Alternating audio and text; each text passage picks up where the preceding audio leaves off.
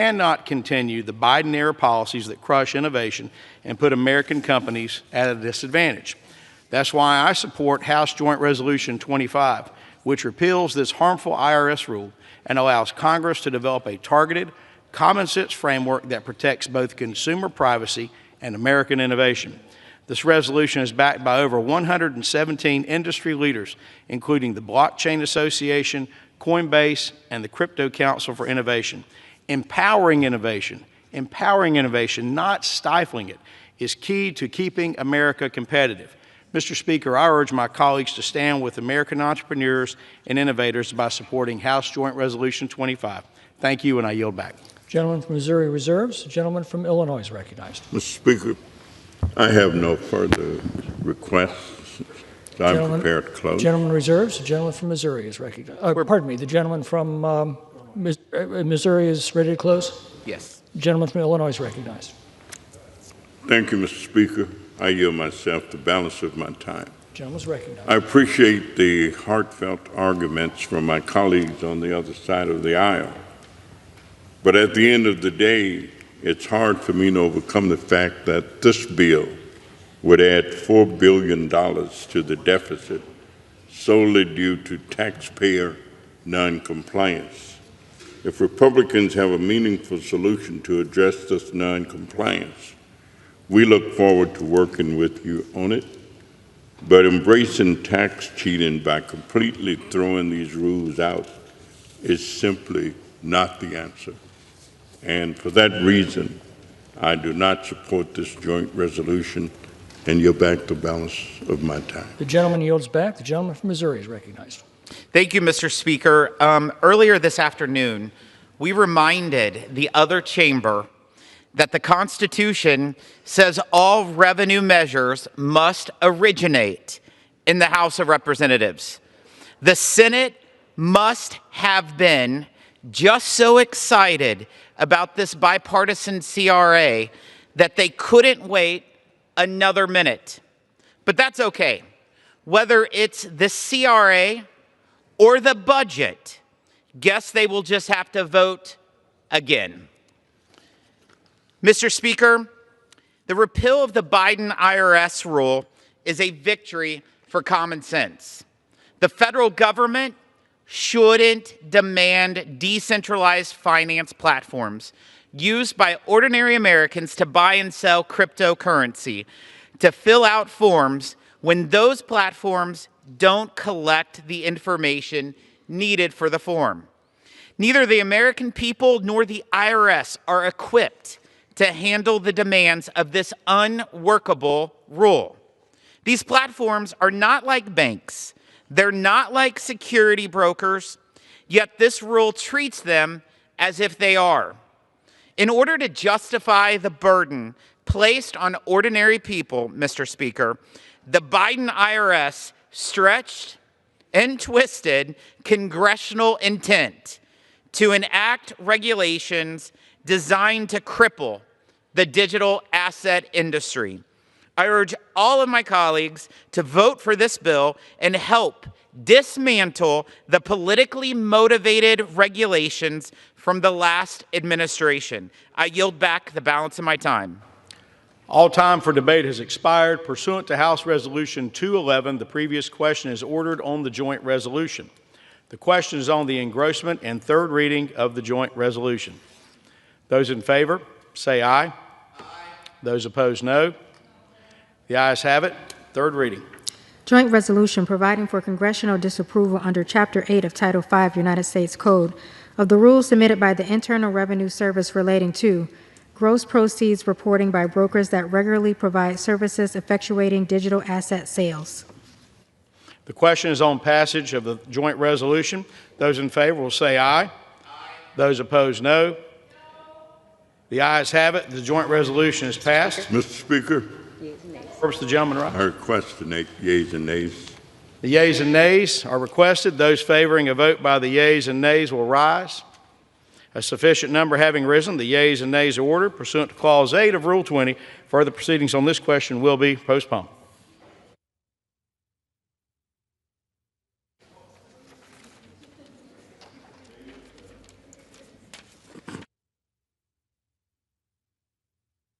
Okay.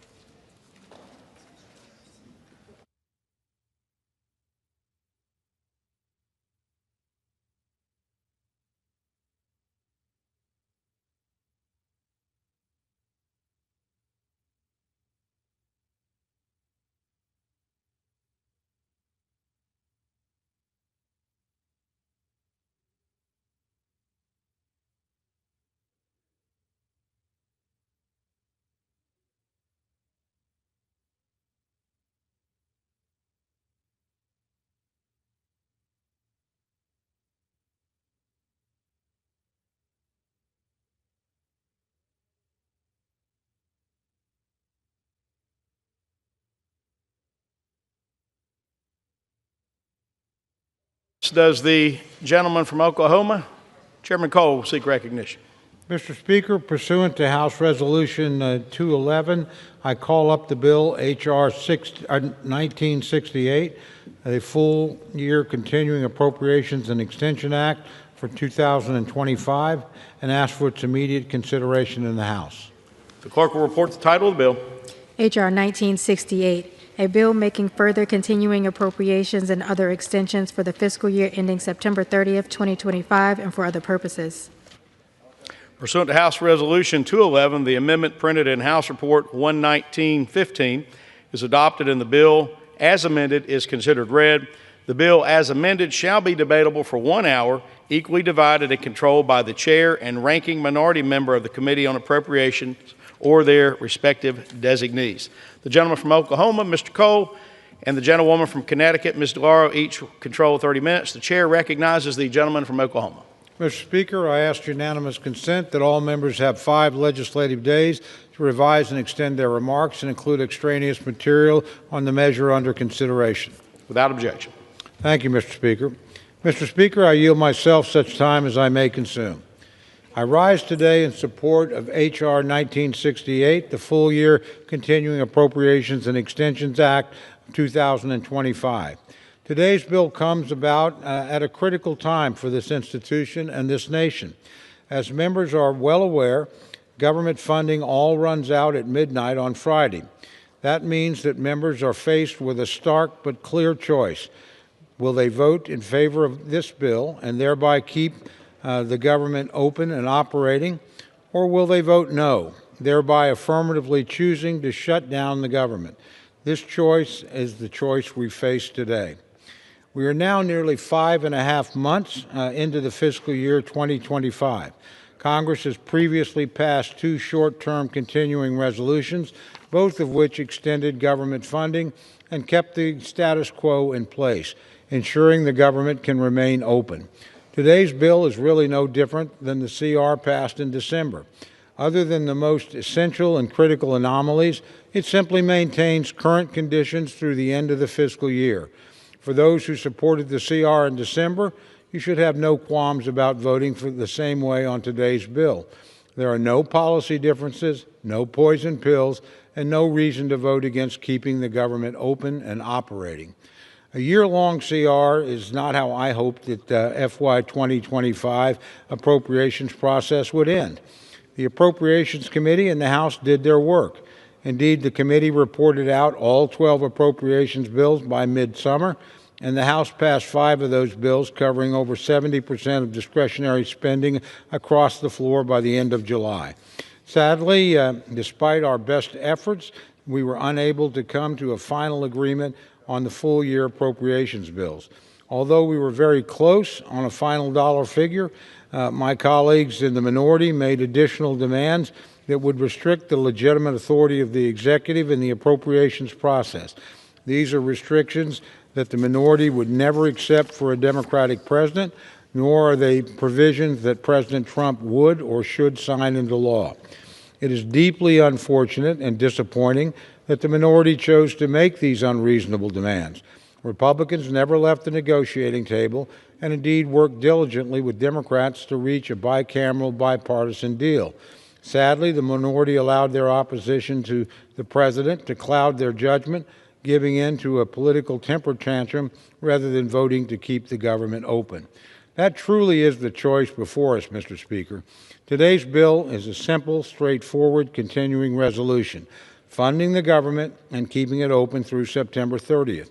It maintains the status quo, providing flat funding for the government and including only legitimate anomalies. Importantly, this bill does not contain a single poison pill policy rider. It's a clean CR, fully funding our government. This includes our military and defense needs, and indeed we've accomplished this while also fully funding the Department of Defense, including the largest pay raise for junior enlisted personnel in over 40 years. We're also maintaining funding for other critical functions of government, including border defense, roads, parks, child care, water infrastructure projects, biomedical research, job training, and countless others. I know members have heard some fear-mongering about Social Security, Medicare, and Medicaid. This bill makes no changes to any of these programs, leaving them intact as is, and with the funding they need to operate through the end of the fiscal year. Let me say that again. There are no changes to Social Security, Medicare, and Medicaid, period. Mr. Speaker, the outcome of the fiscal year 2025 appropriations process is not what I wanted, but at the end of the day, it is significantly better than the alternative, a government shutdown. The choice is clear. Either members will vote for this bill and for keeping the government open, or they will vote to shut the government down. I know which option my constituents expect, and I know which I will choose. I urge all my colleagues to do the same, vote for this bill, vote to keep the government open and operating. Thank you, Mr. Speaker, and I reserve the balance of my time. Gentleman yields. The gentleman reserved. The gentlelady from Connecticut, Ms. Doyle, is recognized to debate the bill. Mr. Speaker, I yield myself such time as I may consume. Lady is recognized. Mr. Speaker, I am opposed to this one-year continuing resolution. It is not a simple stopgap that keeps the lights on, the doors open. This is Republican leadership handing over the keys of the government and a blank check to Elon Musk and to President Trump. As the White House has said, this bill creates more flexibility for this administration to continue to undermine the Constitution and the countless spending laws by stealing promised investments from American families, children, and businesses, unlawfully dismantling agencies, arbitrarily firing civil servants, and canceling union contracts. Read the Constitution, Article 1, Section 9, Clause 7. The power of the purse resides with the Congress and not with the executive, and in fact, the President has no legitimate authority from meddling in the appropriations process. Our colleagues across the aisle have gone to their districts. They witnessed rage from their constituents at these actions. They have been advised by their political consultants not to do town halls altogether. Why bother listening to the American people? It was President Lincoln who said, "Public sentiment is everything, and without it you can do nothing." They do not have public sentiment. So now what we should do? The answer should not be cutting non-defense programs by $15 billion and defense by $3 billion as compared to the Fiscal Responsibility Act agreement in 2025. They are in violation of the Fiscal Responsibility Act. There is an agreement with Senator Schumer, Speaker Johnson. We all voted for it here. But this is a violation, cuts non-defense $15 billion and defense by $3 billion. Why do they want to shortchange defense investments by $3 billion? I ask them. Not only is it bad for our military, there is a reason the Department of Defense has never operated for an entire year under a continuing resolution. And above all, it transfers more power to the administration to shut off and repurpose funding as they see fit. The will of the Congress and the people ignored.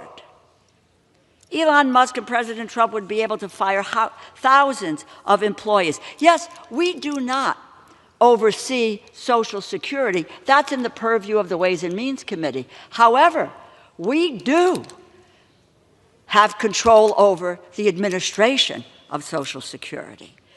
And the President and Elon Musk would be able to fire thousands of employees at the Social Security Administration. Just witness, they're talking about 7,000 positions gone. What does that result in? Office closures, longer wait times, unacceptable backlogs for Americans trying to access their earned benefits. In effect, you remove the staff and the personnel, thereby crippling the agency to be able to do its job and, yes, to provide benefits. And it's nice if you can individually negotiate with the administration on your own to keep your Social Security office open. 47 are on the docket to get closed. If one stays open, why not all 47? The Army Corps of Engineers construction projects would be cut by $1.4 billion, 44%. And President Trump, not the Congress, would determine who gets the funding, what city, state, locality, and how much money that is there. Instead of helping address housing costs, the bill cuts rent subsidies by over $700 million. It leaves landlords to foot the bill or to evict. We will evict more than 32,000 households. This bill breaks promises to veterans. House Republicans wisely proposed $23 billion in advance funding for the Toxic Exposures Fund to care for veterans that were exposed to burn pits, Agent Orange, other toxic substances in their own bill. Their bill last summer was in there. We voted for the PACT Act on a bipartisan basis. But that $23 billion in advance funding has now disappeared. It is gone. We do advanced funding here. We do it with veterans programs, others. We do it with the Indian Health Service. We do it for public broadcasting. Why do we not want to do it for veterans' care and their health care and their treatment? Why? If I were a veteran and they said no to my advanced program, and we do advanced program funding, so issues like veterans' medical care doesn't get caught up in the political whims of this organization, of this body. Veterans today have to understand that that $23 billion for them is not there. There is uncertainty about that. And there's no emergency funding in this bill for disaster relief. It abandons American families who have had their lives turned upside down by extreme weather. You know, the funding for the disaster relief runs out in the spring. What about Kentucky that just had a winter storm in February? Families will not be able to get back on their feet and recover. Neither will businesses who have been shut down because of a disaster, a natural disaster. You know, the decisions about investments that we make cannot be entrusted in one single office holder. This Congress must decide, do we have the authority to control spending as we were granted and is laid out in Article 1 of the Constitution? Why? Why would we want to relinquish this, to give this administration, which is already doing massive harm, dismantling agencies, firing people, telling them today they're no longer needed, the chaos and confusion that has been caused by Elon Musk and President Trump? Why would we want to turn over our authority to appropriate bills? I implore my colleagues, join me. Stand up for our constituents against an unelected billionaire, Elon Musk, who was stealing taxpayers' dollars from American families, children, and businesses. Oppose this giveaway to the administration. Pass a short-term CR which I introduced yesterday, which would take us to April 11th to continue negotiations and pass regular bills. Let us finish the regular bills that we agree on. That would be such an improvement over a full-year continuing resolution. And I would just say to my colleagues on the other side of the aisle, a shutdown will be the result of the Republican majority walking away from negotiations. We were that close. They pulled the rug out from under us and said, stop negotiating, because Musk and Trump want to have the control with a full-year continuing resolution. I reserve the balance of my time. Gentlewoman reserves. The gentleman from Oklahoma is recognized. Thank you, Mr. Speaker. I yield 3 minutes to my very good friend, distinguished member of the Appropriations Committee, Mr. Alford of Missouri. Gentleman is recognized. Thank you, Mr. Speaker, and thank you, Chair. And I just want to preface this by saying how much respect I have for the ranking member and her passionate arguments. Although we don't agree, I do respect her highly. Mr. Speaker, America broke up with the progressive Democrats, but they just can't let it go. And in the words of Glenn Close, they will not be ignored. They're like the ex in the 1987 movie Fatal Attraction. The ex who got dumped and is stuck in a deranged reality, refusing to move on. They're causing chaos, spreading mistruths, and doing everything they can to disrupt what the American people voted for, all because they cannot accept that their big government, open border, America Last agenda is over. We saw it just last week in this very chamber, Mr. Speaker. We see it when we go back home to try to have conversations with our constituents. It's quite simple. House Republicans are here to govern. We are passing a continuing resolution to keep America open for business, freeze wasteful spending, and secure our border. This continuing resolution gives President Trump the time and power to continue draining the swamp and undoing the damage the radical left did to our country for the past 4 long years. And what is the far left doing? Throwing a tantrum. A childish, petulant tantrum full of fear-mongering and gaslighting of the American people, rooting for a shutdown just so that they can point fingers. Well, let me tell you something, Mr. Speaker. It's not going to work. We're not falling for it. We're not playing this game. This will be a Schumer shutdown when it gets to the Senate, if that happens. The American people chose secure borders, a secure economy, secure neighborhoods, and an America First agenda. The progressive Democrats just can't accept it. But guess what, Mr. Speaker? This breakup is final. Republicans are moving on. We will pass this CR. We will keep America running. I urge progressive Democrats to join the rest of the nation. It's that, or they can keep screaming into the void, because America is not taking them back. The breakup is over. So leave the rabbit in the backyard alone. With that, Mr. Speaker, I yield back. Gentleman yields. Gentlewoman is recognized. Speaker, I yield 1 minute to the gentleman from New York, the distinguished Democratic leader, Mr. Jeffries. Gentleman is recognized. I thank the distinguished gentlelady for her tremendous leadership and for yielding. I don't really understand the fatal attraction reference, because if anyone is dealing with fatal attraction, it's between President Trump and House Republicans. As soon as he says jump, your only answer is how high. It doesn't matter whether you are hurting the American people. That's why House Republicans are marching the country on a track toward the largest Medicaid cut in American history. You hurt children, hurt families, hurt Americans with disabilities, hurt seniors, close nursing homes and close hospitals. When Donald Trump says jump, extreme MAGA Republicans say how high. That's the fatal attraction. That's hurting the people of the United States of America. And by the way, the core promise that you made last year was about lowering costs. All you talked about was how you were going to lower the high cost of living. Democrats believe that America is too expensive. Housing costs are too high. Grocery costs are too high. Child care costs are too high. Utility costs are too high. And insurance costs are too high. America is too expensive.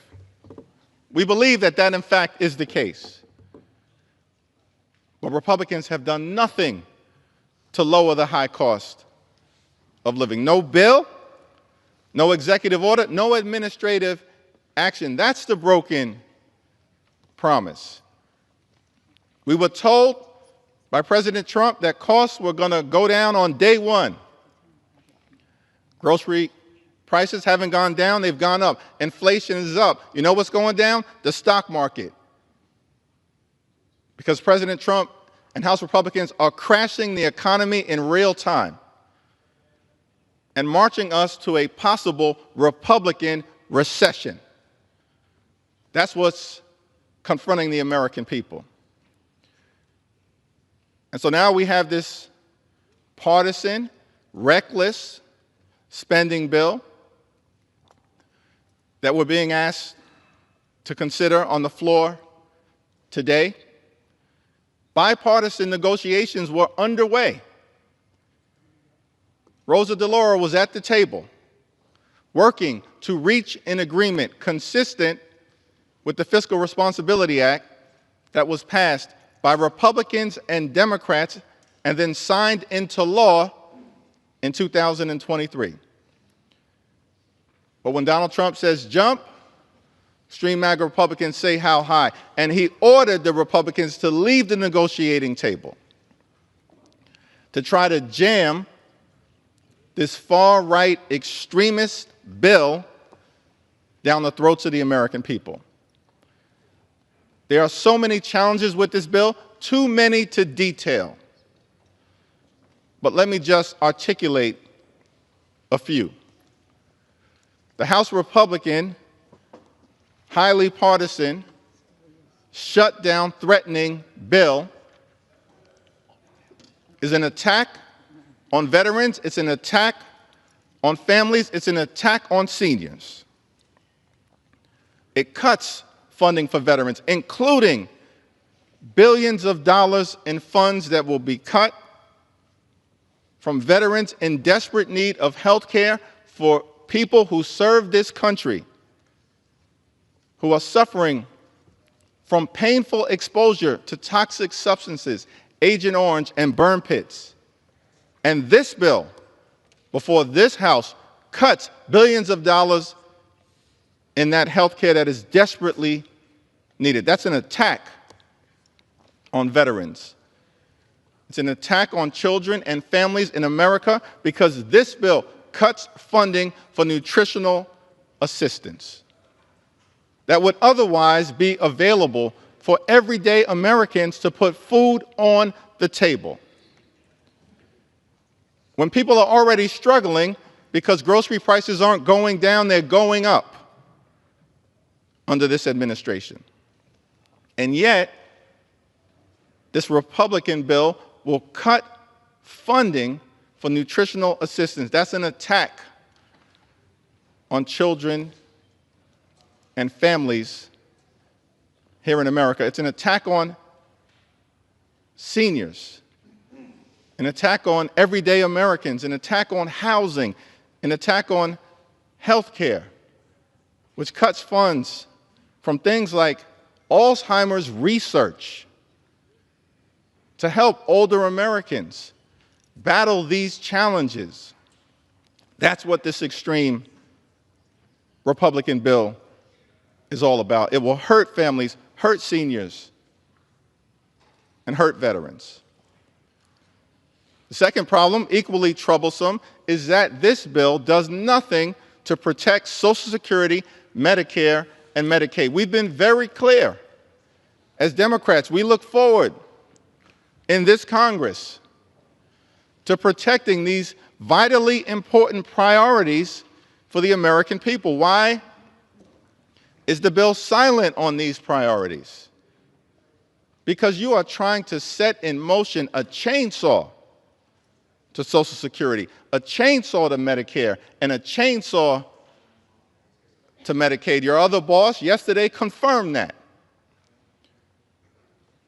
when he said that these entitlement programs, as he called them, they're not entitlement programs, they are earned benefits. When you start to use the language of entitlement programs, it's because you're trying to set in motion an assault on Social Security and an assault on Medicare. It's saying the quiet part out loud. We know you're going after Social Security and Medicare because you've been firing thousands of people from the Social Security Administration. You want to collapse the system. And this bill does nothing to stop that. All it does is facilitate the collapsing of Social Security by dismantling the Social Security Administration. And of course, we know what's going on with your assault on Medicaid, $880 billion. Assaulting the health care of the American people. We've been very clear. We'll work together to protect Social Security, protect Medicare, protect Medicaid. You have no interest in doing that because you want to take a chainsaw to these priorities. And by the way, it has nothing to do with waste, fraud, and abuse. As Democrats, we've been very clear. We want to build a federal government, make sure that we have a federal government that's effective, that's efficient, and that's equitable, delivering services all across the country in a manner that spends taxpayer dollars wisely. But that's not what this effort is all about. This bill will unleash fury on the American people. It will facilitate the ongoing effort that is currently underway. The average Social Security recipient in this country receives $65 a day. They have to survive on $65 a day. But you want to take a chainsaw to Social Security. When Elon Musk and his tens of billions of dollars of government contracts essentially makes at least $8 million a day from the taxpayers. If you want to uncover waste, fraud, or abuse, start there. Don't start with the $65 a day that Social Security recipients receive from their earned benefits, from their hard work throughout their entire lives. Start there. Elon Musk is $8 billion a day feeding at the trough of the American taxpayer. This has nothing to do, this bill right here, with waste, fraud, and abuse. It's all part of a broader scheme to pass massive tax cuts for billionaire donors, the wealthy, the well-off, and the well-connected, and then to stick working-class Americans with the bill. This entire scheme. And as Democrats, we want no part of it because we're fighting hard to make life better for everyday Americans, to make sure that when you work hard and play by the rules in the United States of America, you should be able to provide a comfortable living for yourself and for your family. Educate your children, purchase a home, have access to health care. Go on vacation every now and then. One day retire with grace and with dignity. That's the American dream. As House Democrats, we're fighting to preserve. This Republican shutdown bill does nothing to enhance the American dream. It undermines it. Which is why we are strongly opposed to this effort, part of a power grab from those who are unelected, unaccountable, unhinged, and then working at the direction of this administration, which again has done nothing to improve the economy, nothing to lower costs, nothing to make life better for everyday Americans. And this reckless Republican bill will make things worse. I was in Selma over the weekend. We had an opportunity to once again cross the Edmund Pettus Bridge. Think about the fact that John Lewis and Amelia Boykin Robinson and Hosea Williams and so many others, as they stood on that bridge, knew that there was trouble on the other side. But even though there was trouble on the other side, they believed that their cause was righteous, and it was. It was a just one. It was designed to make America the best version of herself. And we stand here today, standing on their shoulders, continuing that effort. How do we make sure that the American dream is alive and well for everyone in every corner of America, throughout every community? And that's what House Democrats will continue to fight for. That's why we oppose this bill, this effort to hurt families and veterans and seniors and children and everyday Americans. And so we're going to continue to show up. We're going to continue to stand up. We're going to continue to speak up for what is right. We oppose this bill. We oppose this partisan effort to hurt the American people. And we will continue to stand on the side of bringing the American dream to life for every single American. I yield back. Gentleman yields. Oklahoma. Gentleman from Oklahoma is recognized. Thank you, Mr. Speaker. I yield myself such time as I may consume. I have great respect for the Democratic leader and certainly great respect and personal friendship for a distinguished ranking member of the Appropriations Committee. But I don't know what bill the leader read, but it certainly wasn't this bill. We've heard a lot of time about Social Security. There's nothing in this bill on Social Security, not a single thing. We heard a lot about Medicare. We don't deal with Medicare on the Appropriations Committee. It's not in here. We heard a lot about Medicaid. It's not in here either. If it be dealt with, it'll be dealt with in a reconciliation bill, but not this bill.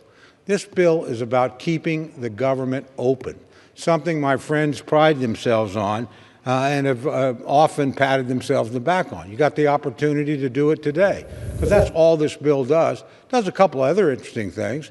It actually, my friend said, we cut funds for food support. It doesn't do that. It actually adds $500 million to WIC. He said you cut support for housing. It doesn't do that. It actually adds money to the housing accounts. If you actually go through the bill, the charges made simply don't have much to do with what's in this bill. The simple reality is we're either going to keep the government open or we're going to shut it down. If you want to keep the government open, keep working on these problems, you vote yes. If you want to shut the government down, throw the country into chaos, you vote no. It's certainly the privilege of my friends on the other side to vote how they care to vote, but don't say there are things in this bill which simply are not there. That's just the fear-mongering of the worst sort. Frankly, again, I would just urge my friends to keep the government open. And by the way, just for the record, neither the President nor the Speaker ever asked me to leave the negotiating table, ever. Quite the opposite. The Speaker said, keep going, keep trying, keep at it. We are 4 days away from a shutdown. It was my friends that introduced a lot of things in the negotiations that aren't normally appropriations issues. Chose to do that. We couldn't come to a deal. We're pretty close on the top line number. We were right there. But we're not going to have a Republican Senate and a Republican House restrict a Republican president from the legitimate exercise of executive authority and then, oh, by the way, ask him to sign the bill. How do you think that's going to work out? That's not a very reasonable request. We resisted it. My friend Senator Collins, who was my negotiating partner from the Senate, resisted it. And we'll continue to resist it, and that's not going to happen. But this bill is about none of those things. This bill is about keeping the government open. You choose to shut it down, then that's your prerogative. You're allowed to do that. But I don't intend to do that. I don't think my colleagues on my side of the aisle intend to do that. And I would urge Democrats who actually read the bill to reflect on it and avoid shutting down the government as well, and working with us in that regard. And with that, Mr. Speaker, I reserve the balance of my time. Gentleman reserves. Gentlewoman is recognized. The President has no legitimate authority by the Constitution to insert himself into the appropriations process. I yield 2 minutes to the gentleman from Maryland, the distinguished ranking member of the Financial Services and General Government Subcommittee, Mr. Hoyer. Gentleman's recognized. I thank the gentlelady for yielding. And I adopt all of what the leader said, notwithstanding the rebuttal from the chairman of our committee. This bill is about giving Trump more unfettered power. That's what this bill is about. This country is in crisis and chaos over the last 45 days plus days. And this bill will continue that process. The Congress, if it passes this bill, will have failed. We should have passed all of our bills by September 30th of last year. We didn't.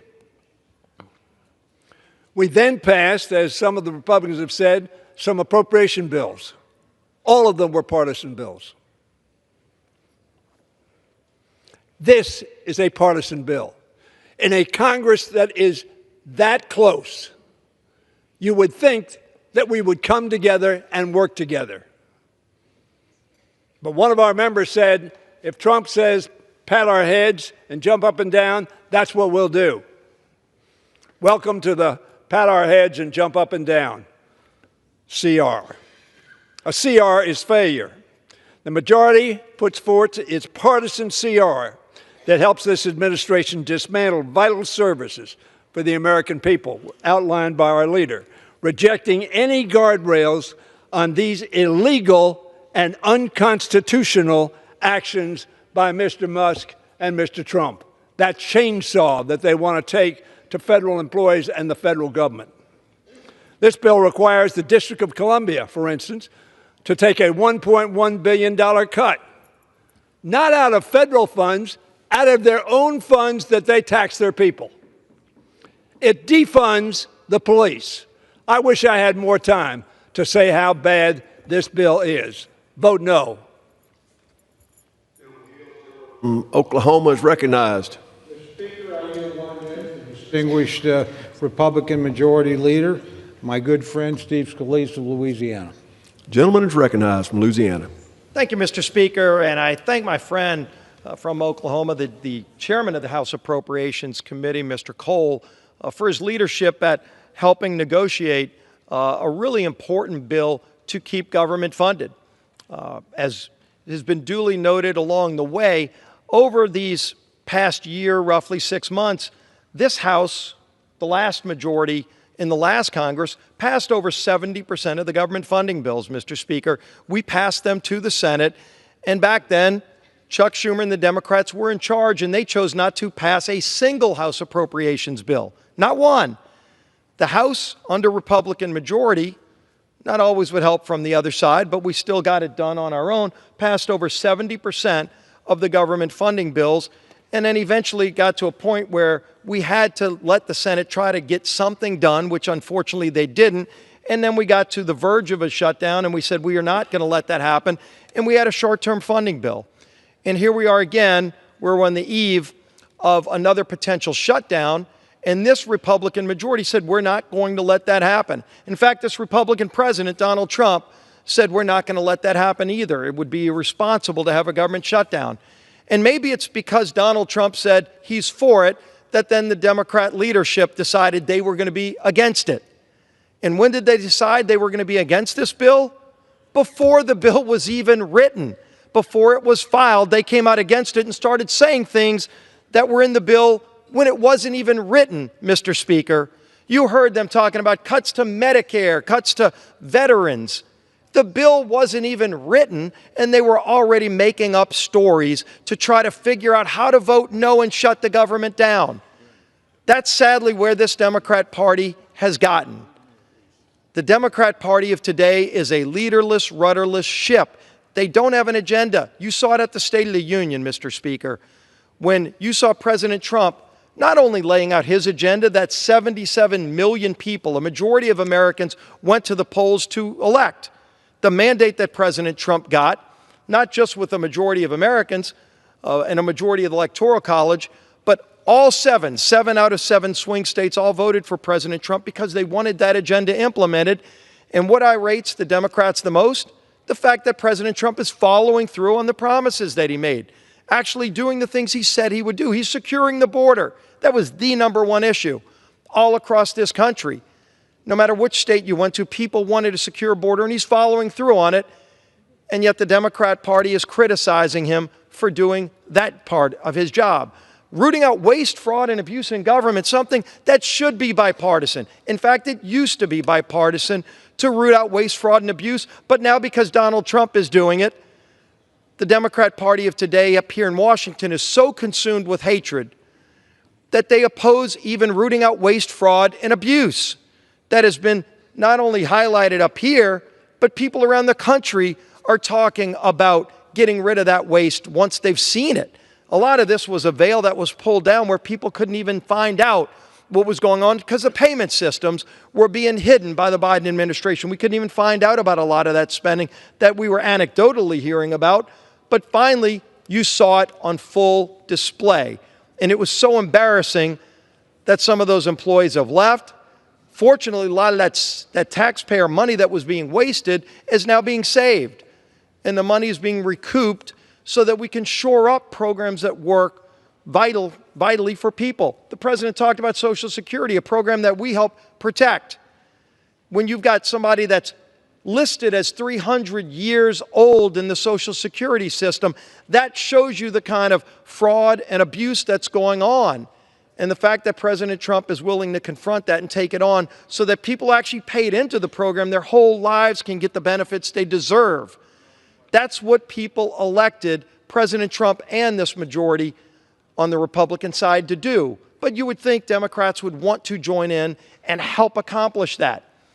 And yet here they are on this floor talking about things that aren't even in the bill, trying to scare people, talking about cuts to veterans in the bill, and maybe because they just didn't read the bill. It's only 99 pages long. I would urge them to go read it. They might actually vote for this bill in the next hour because they'll realize, in fact, the cuts that they're talking about are not true. They're not in the bill. There's an increase for veterans in this bill. You know what else is in this bill, Mr. Speaker? And I want to applaud, again, the chairman of the Appropriations Committee and his members for negotiating something that's been needed for a long time, and that is the largest pay raise for our junior enlisted military personnel in over 40 years. Now, if somebody doesn't think our men and women in uniform deserve that pay raise, maybe they'll vote no. I'm proud to say I'm going to be voting yes to support our men and women in uniform who've been waiting for that raise and deserve it. How can you justify a no vote on that, Mr. Speaker? That's actually in the bill. As they talk all day about what's not in the bill, because they were against it before it was even written, if they actually read this bill, again, only 99 pages, it's a pretty quick read, you would find out that pay raise for our troops is in the bill. Stronger funding for our veterans is in the bill. But why are they voting no, you would ask? Just because the name of the president is Donald Trump. I think the people of this country are fed up with that kind of hatred that consumes people here in Washington. Again, when you watch the State of the Union address, and the president is not even talking about his agenda, he's introducing and paying tribute to a 13-year-old boy who just beat cancer. And they couldn't even stand up and applaud that on their side because of the person who said it. If the hatred is so consuming that you can't even support what's great about America, maybe you need to reevaluate what's important in doing these jobs. We are elected to represent the people, and if the president, no matter who he is or she is, has a great idea, you support it. There were a lot of things about Barack Obama's policies I disagreed with, Mr. Speaker. Yet when he said something that was good for America at a State of the Union, I stood up. We actually worked with the president. The chairman was part of that, Chairman Cole, in passing the 21st Century Cures Act, last bill that Barack Obama signed, to help put more funding into NIH so we could cure major diseases. We protect those gains in this bill. But if they're advocating to vote no, they're advocating for a government shutdown. It's a binary choice. It's not like there's a plan B behind door number 2, Mr. Speaker. So if the plan is to vote no, what you're really saying is you want to shut down the government. And I know a lot of Democrats, we all get to bring a guest to the State of the Union. And they get to sit up in the balcony. You've got the First Lady and the President's guests up there. Again, the 13-year-old boy who beat cancer. The widow of a slain police officer who was in the balcony that they would not even applaud and pay tribute to. But they were there too, but everybody else got to bring a guest. Most Democrats bragged that they were bringing federal workers as their guests. You saw a lot of them holding rallies out in front of federal offices with federal employees, some of who hadn't shown up for work in 3 years since COVID, but they found their way to the office, not to work, but to protest. Democrats are about to vote to furlough all of those federal workers. Why? Not because of what's in the bill. They've been telling you stories that aren't even true about what's in the bill. They don't like it because of the name of the President of the United States. Aren't we bigger than that? Aren't we a better country than that, Mr. Speaker? This is our responsibility to get this job done and then turn the page and go to work. This is the business, frankly, of the Biden administration that we're cleaning up. And we all ought to join together and finish that and then come together and start a real appropriations process where we move not just 70% of the bills in the House and 0 in the Senate. And Senator Thune, to his credit, as the new majority leader, has vowed to actually work on a true appropriations process so we're not working at the midnight hour on CRs, but where we can actually have a full functioning appropriations process, something we haven't seen in this town in a long time. We have to first take care of yesterday's business before we can start on tomorrow's appropriations process. And so it's critical that we get this job done, not to vote to lay off and furlough all the federal workers, the TSA agents. You won't even be able to go to the airport or your favorite federal park if they got their way. Let's actually get our work done so we can start a 12-bill appropriations process that moves through the Senate too, where you can actually have a negotiation between two sides of the aisle. Again, something we haven't seen in a long time, but is long past due. It's a new day in America. And I applaud President Trump. And we had Vice President J.D. Vance this morning come and talk about the importance of passing this bill too, because they want to fix the problems of this nation. They want to fulfill the promises that were made during the campaign and follow through on the mandate that was given to President Trump, Vice President Vance, and this Republican majority in the House and Senate by 77 million people to turn this country around. Let's get back to being the greatest country in the history of the world. We can do it. We can come together and solve big problems. But we solve big problems by first taking care of the basics of government, and that's to keep the government open. Let's pass this CR. Let's see a big vote to do it too. I welcome both sides of the aisle. My friends on the other side, they can criticize a bill they've never read that wasn't even filed, but once they look at this bill, I think you might even see some of them vote yes as well. Let's get our work done, and let's move on to the next challenges that the American people expect us to deliver on for them. With that, Mr. Speaker, I yield back. Gentleman yields. Gentlelady is recognized. The President did make a promise to drive down the cost of living. Instead, he's driven up prices. With that, I want to recognize and yield 2 minutes to the gentlewoman from Massachusetts, the distinguished Democratic whip, Ms. Clark. Gentlewoman is recognized. Thank you, and I thank the gentlelady from Connecticut for yielding. Republicans made a promise to the American people. We're going to build a stronger economy, we're going to lower costs, and we're going to have safer communities. But for 7 weeks, we have seen nothing but ideas and bills that break that promise. We all want government to run more efficiently, to be better for people who depend on it. But stealing money from the Veterans Administration, from schools, from law enforcement, from children's health care, and giving it to a tax cut to the wealthiest man on earth and his billionaire friends? That's not finding efficiencies. That's not taking on waste and fraud in government. It's destroying working families. The GOP are crushing the American people under the weight of their own political ambition. Rents are going up. Housing is in a crisis. This bill, today, they propose to evict 32,000 families from their home. 32,000. Those are veterans. Those are kids. Those are seniors. Those are domestic violence survivors. Eggs at my grocery store on Sunday were $8.49 a dozen. In this bill, you propose to take $27 million away from the inspectors who go out to our chicken farms who are fighting and trying to stop bird flu that is causing the spike in eggs. What kind of insanity is that?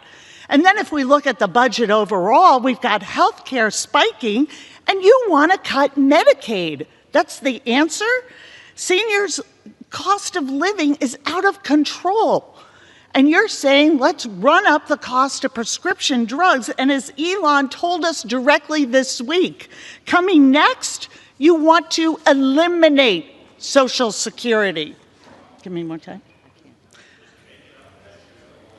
So if you feel this is the mandate that you have, you can do that on your own. Time's expired. Gentleman's recognized. Thank you very much, Mr. Speaker. I yield 3 minutes to my very good friend and senior member of the Appropriations Committee, the gentleman from Idaho, Mr. Simpson. Gentleman's recognized. I thank the chairman for yielding. And first, let me say I appreciate the work the chairman has done over the last several months, trying to get our regular appropriation bills done and then trying to get this CR finished when it became apparent we weren't going to be able to negotiate a top line yet. Something that we will continue to work on. But there's a lot of things that have been said on this floor that I have to say just aren't true. Not a different interpretation of the facts. They're just not true. There's nothing in here that cuts Social Security. There's nothing in here that cuts Medicare. There's nothing in here that cuts Medicaid. But yet I keep hearing that. That's the talking points that were created before this bill was actually written. It is difficult to write a year-long CR. First time I can remember it being done. It's almost harder writing that than it is writing the regular appropriation bills because we have to put anomalies in it. Things that have to be done as we move on with the regular funding. The reason I've been able to support this CR and will vote for it is because of the work that our chairman, Mr. Cole, has done with some of these anomalies that were absolutely necessary. In the Interior arena, there were 4 anomalies that really needed to be addressed to get this CR done. One is it fully funds PILT payments, which is an estimated level of $600 million, $85 million above what was the current level. In Indian country, the CR increases funding for Indian health services to expand availability and direct health care services, funding the Bureau of Indian Affairs, BIA, BIE programs are held at 2024 enacted levels. The CR removes the 2024 earmarks with BIA and HIS, but the overall net effect on tribal programs is still a $25 million increase. In addition, program increases, the CR also provides $999 million an increase for tribal contract support costs and an additional $256 million for Section 105(1) leases in an effort to continue our commitment to upholding our trust and treaty responsibilities. It also increases on a permanent basis the wildfire fighting fire pay. That costs $147 million. It actually saves us $20 million, $27 million, rather than just extending the one-year extension of the wildfire pay. And I think when we've seen those great jobs that wildfire fighters do for us, it's incredible what they do. We don't pay them enough now. And if you can make more flippin' burgers in California than you can fighting wildfires, then something's wrong. So this permanently fixes that for us. It's a very important bill. Shutting down government is never good policy. It's never good politics. Why anyone, Republican or Democrat, would vote against this, I have no idea. This is a good bill. I hope we all vote for it.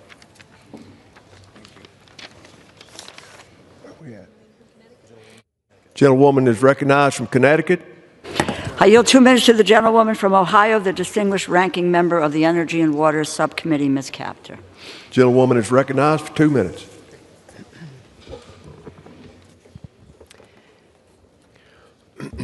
Mr. Speaker, I thank the ranking member, DeLauro, for allowing me this time.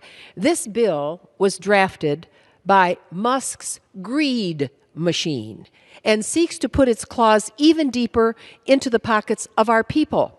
Why?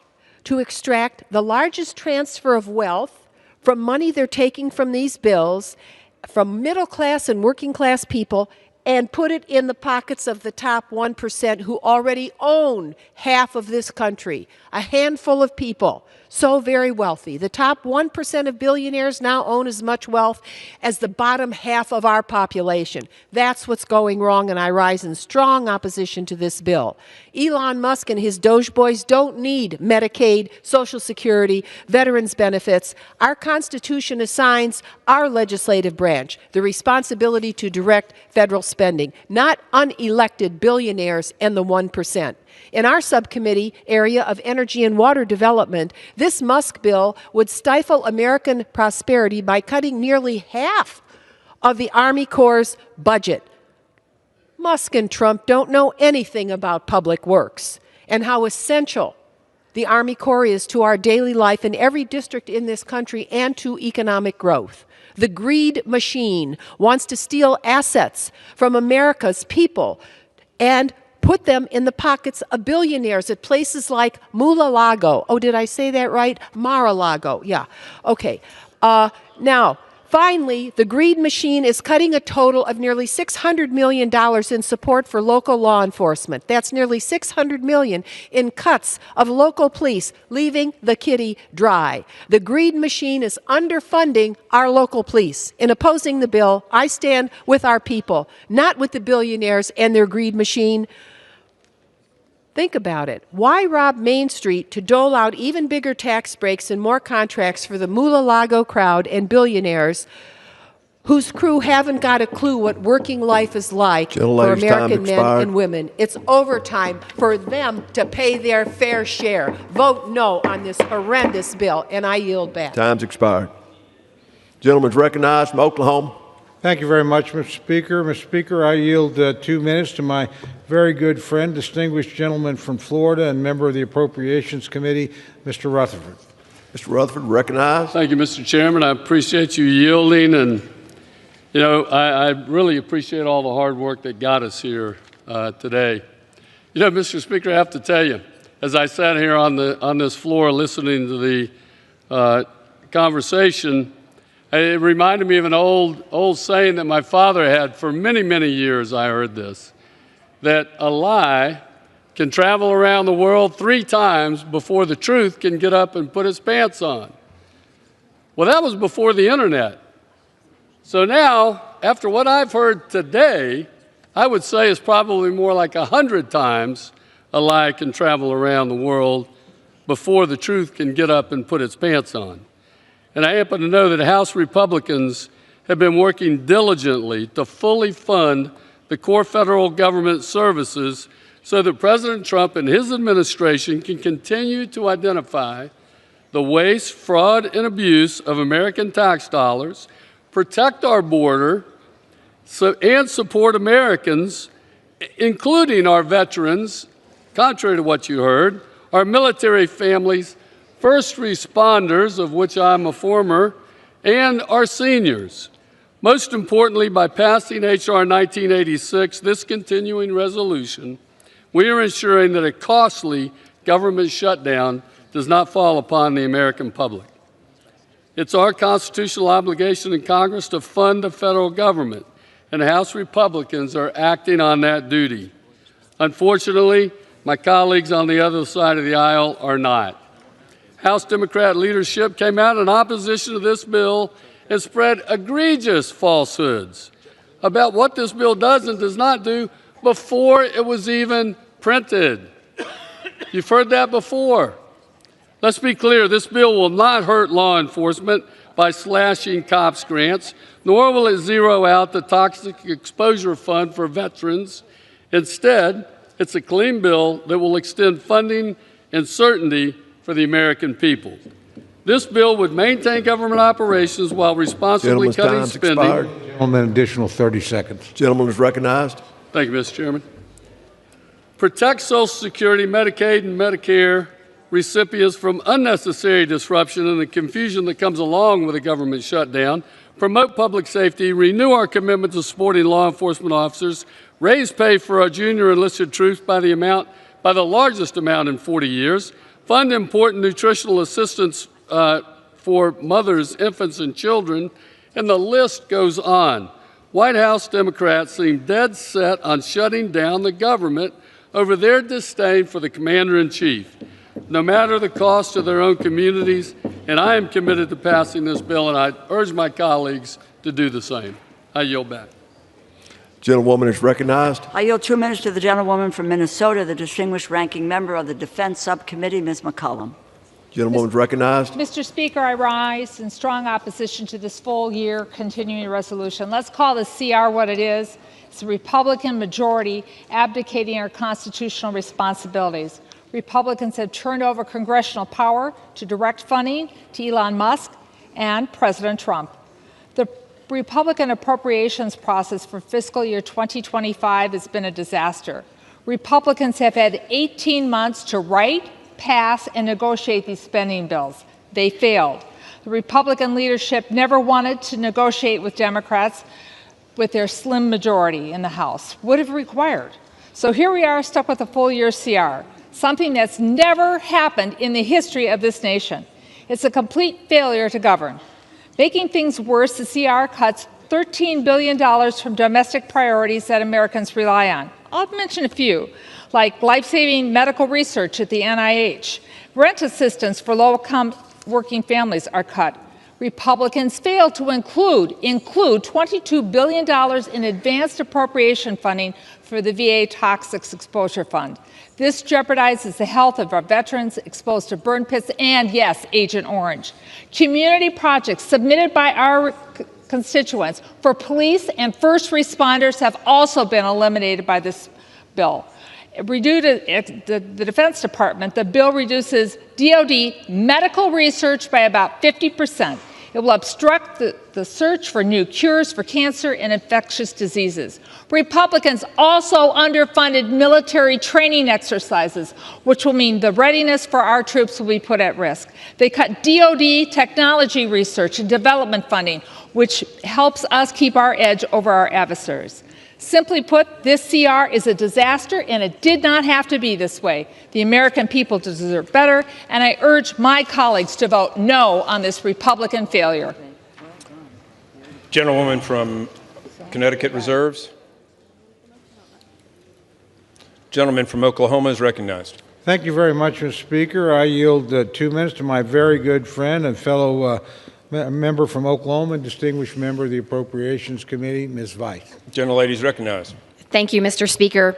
I rise today to urge my colleagues to support H.R. 1968, a clean continuing resolution which funds government through September 30, 2025. I think my colleagues on the other side of the aisle are confused about what is in this bill and what is not. They keep talking about impacts to mandatory spending, Social Security, Medicare, Medicaid. That is not in this bill. Just because you keep repeating the same dishonest talking points doesn't make it true. This legislation continues funding and prevents a government shutdown, which would have a devastating impact on my home state of Oklahoma and communities across the country. We must keep government open so we can continue the America First agenda, which is focused on securing our border, unleashing American energy, safeguarding our nation, and rooting out waste, fraud, and abuse. This legislation fully supports our vets and service members. It does not cut 1 cent from the toxic exposure funds or eliminate COPS grants. Continuing resolutions are not ideal, but we cannot allow for the distractions of a government shutdown, which is why I support this bill. I urge my colleagues to vote yes, and with that, Mr. Speaker, I yield.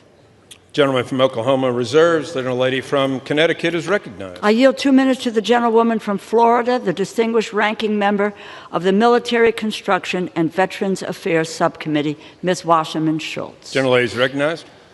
Thank you, Mr. Speaker. I rise to oppose this cruel betrayal of America's veterans, seniors, and working families. This one-year CR doesn't make rent or health care bills more affordable, which is what keeps my constituents up at night. Instead, it actually cuts housing aid that could force 32,000 veterans, domestic violence survivors, seniors, and people with disabilities into homelessness. And what does this spending patch do as we all now stare down the barrel of another Trump recession? It hands an unelected billionaire free rein to keep stealing taxpayers' dollars and paves the way for billionaires and big corporations to luxuriate in more tax breaks. This isn't a clean CR. This CR stands for cut and run. It lets Trump close hundreds of Social Security offices and fire thousands of workers who deliver our seniors' checks. It allows Musk to keep hacking into your private tax data. It puts critical Everglades restoration funds at risk. Worst of all, it lets Trump and Musk keep up their brutal assault on veterans and the people who care for them. It does it by eliminating $23 billion in guaranteed funding for health care for veterans exposed to burn pits and other toxins. We should debate bipartisan full-year funding bills that grow the economy and provide vital resources Americans need. Instead, this Republican cut-and-run bill turns Congress into a missing kid on a milk carton and cedes massive power to Trump. This is the same president who, in 2 short months, tanked your 401k and unleashed a job-killing trade war. Yesterday, the stock market just recorded its worst day since 2020. What really enrages me is that this cut-and-run bill sides with the most anti-veteran president in American history. Trump has fired 6,000 veterans, inflicted mass VA layoffs, and killed hundreds of veteran services contracts. Trump even plans to lay off another 83,000 VA workers, and on top of that, this cut-and-run bill makes even deeper cuts to the health care services for all those who bravely served our nation.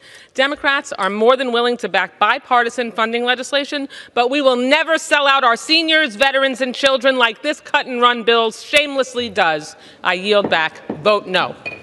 Gentlelady from Connecticut reserves. Gentleman from Oklahoma is recognized. Thank you very much, Mr. Speaker. Mr. Speaker, I yield 2 minutes to my good friend, distinguished member of the Rules Committee, and gentleman from Texas, Mr. Roy. Gentleman is recognized. I thank my friend from Oklahoma. My, how times have changed.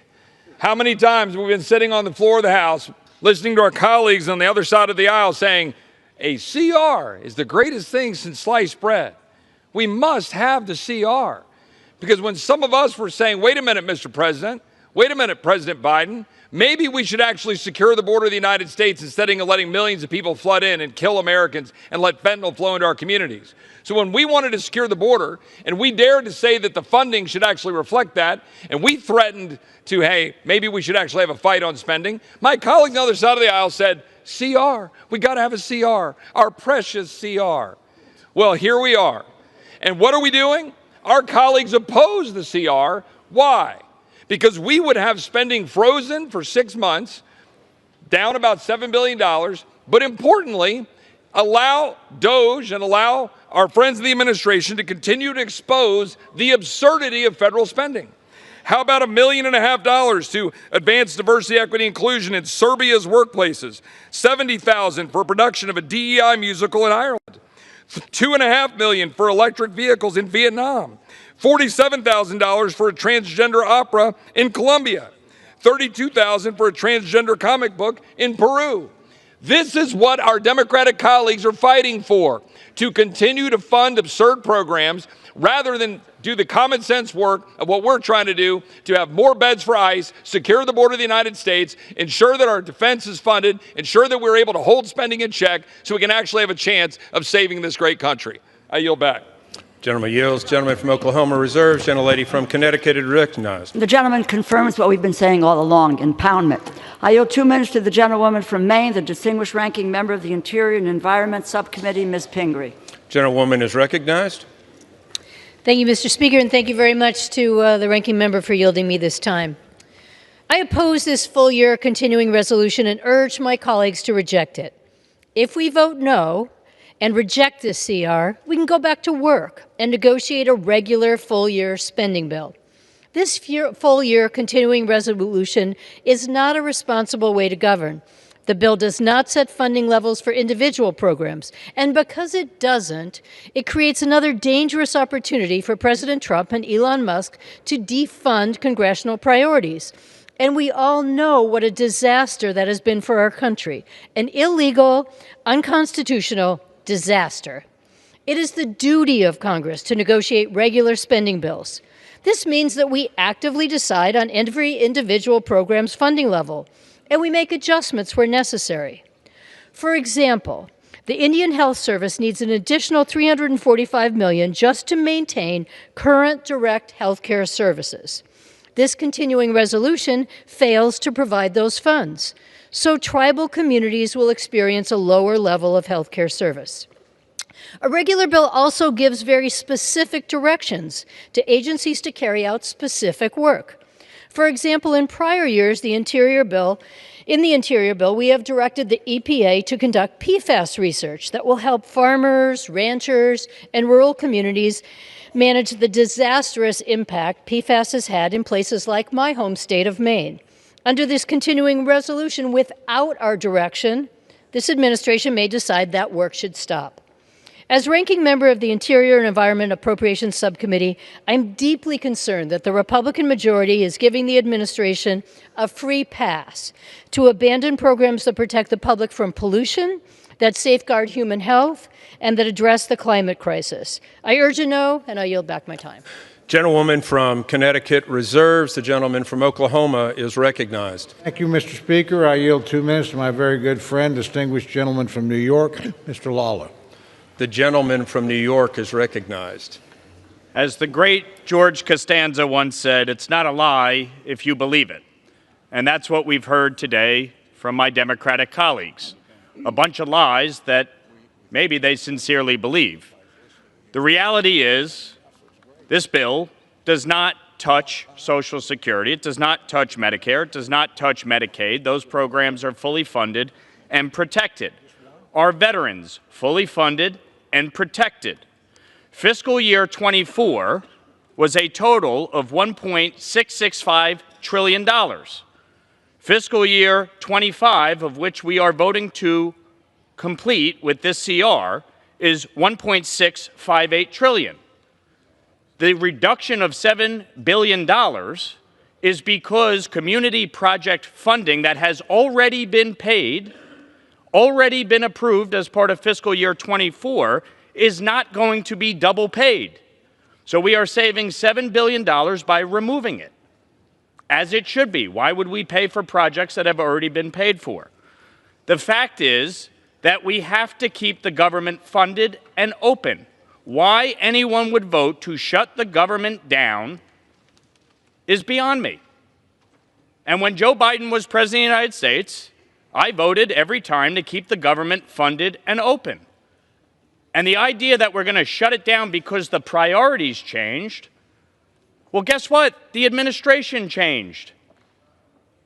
That's the reality of elections. Donald Trump won in November. Republicans won the House and the Senate. And so, yes, budgets will change. But the fact is that we have to keep the government open. And I would remind my colleagues, the reason we're in this situation is because Senate Democrats under Chuck Schumer passed exactly 0 appropriations bills on the Senate floor. 0. There was nothing to negotiate. They couldn't pass a bill. They refused to pass a bill. An additional 30 seconds. Thank you, Mr. Chairman. They refused to pass a bill. We passed appropriations bills on the floor last year. We were ready to conference. We were ready to negotiate. Chuck Schumer failed in his responsibilities. It's now incumbent on us to pass a CR through the House and for the Senate to do its job and keep the government open and funded. And with that, I yield back. Gentleman from Oklahoma reserves. Gentleman from Connecticut You can pass is a recognized. 1 month. You can pass a 1 month CR and do that, and do what we need to do to keep the government open. There is an alternative. I yield 2 minutes to the gentlewoman from New York, the distinguished ranking member of the Commerce, Justice, Science Subcommittee, Ms. Meng. Gentlelady is recognized. Thank you. Mr. Speaker, I rise today in opposition to this partisan bill. As ranking member of the House Appropriations Subcommittee on CJS, I cannot stand by as the GOP slashes funding for law enforcement, the courts, NOAA, which includes the National Weather Service. This bill hurts our local police officers by taking away $247 million from their public safety technology and equipment. Additionally, it cuts $350 million from projects that support community efforts to prevent crime, improve law enforcement, to provide precincts with equipment to prevent car theft, and provide victim services. These are projects that Republicans and Democrats on our committee approved and agreed on. Furthermore, the bill does nothing to prevent this administration from gutting NOAA. As a result, the life-saving weather forecasts we all receive will be less accurate and timely. Federal funding cuts in the GOP's continuing resolution are dangerous to communities like Queens and so many others. This includes Social Security, Medicare, Medicaid, and SNAP benefit, which serve as a lifeline for millions of Americans. Let's be clear, Social Security, Medicare, and Medicaid are not entitlements. They are earned benefits that hardworking Americans pay into throughout their lifetime, so they have the opportunity to retire with dignity. Mr. Speaker, this bill allows the administration to fire thousands of employees at the Social Security Administration and close offices nationwide, which will mean long wait times and delayed benefits for families.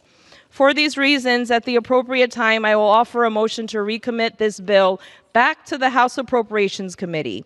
If the House rules permitted, I would have offered the motion with an important amendment to this bill. My amendment would prevent any law or executive action from eliminating, restricting, or reducing access to these programs lawfully owed to beneficiaries across the nation.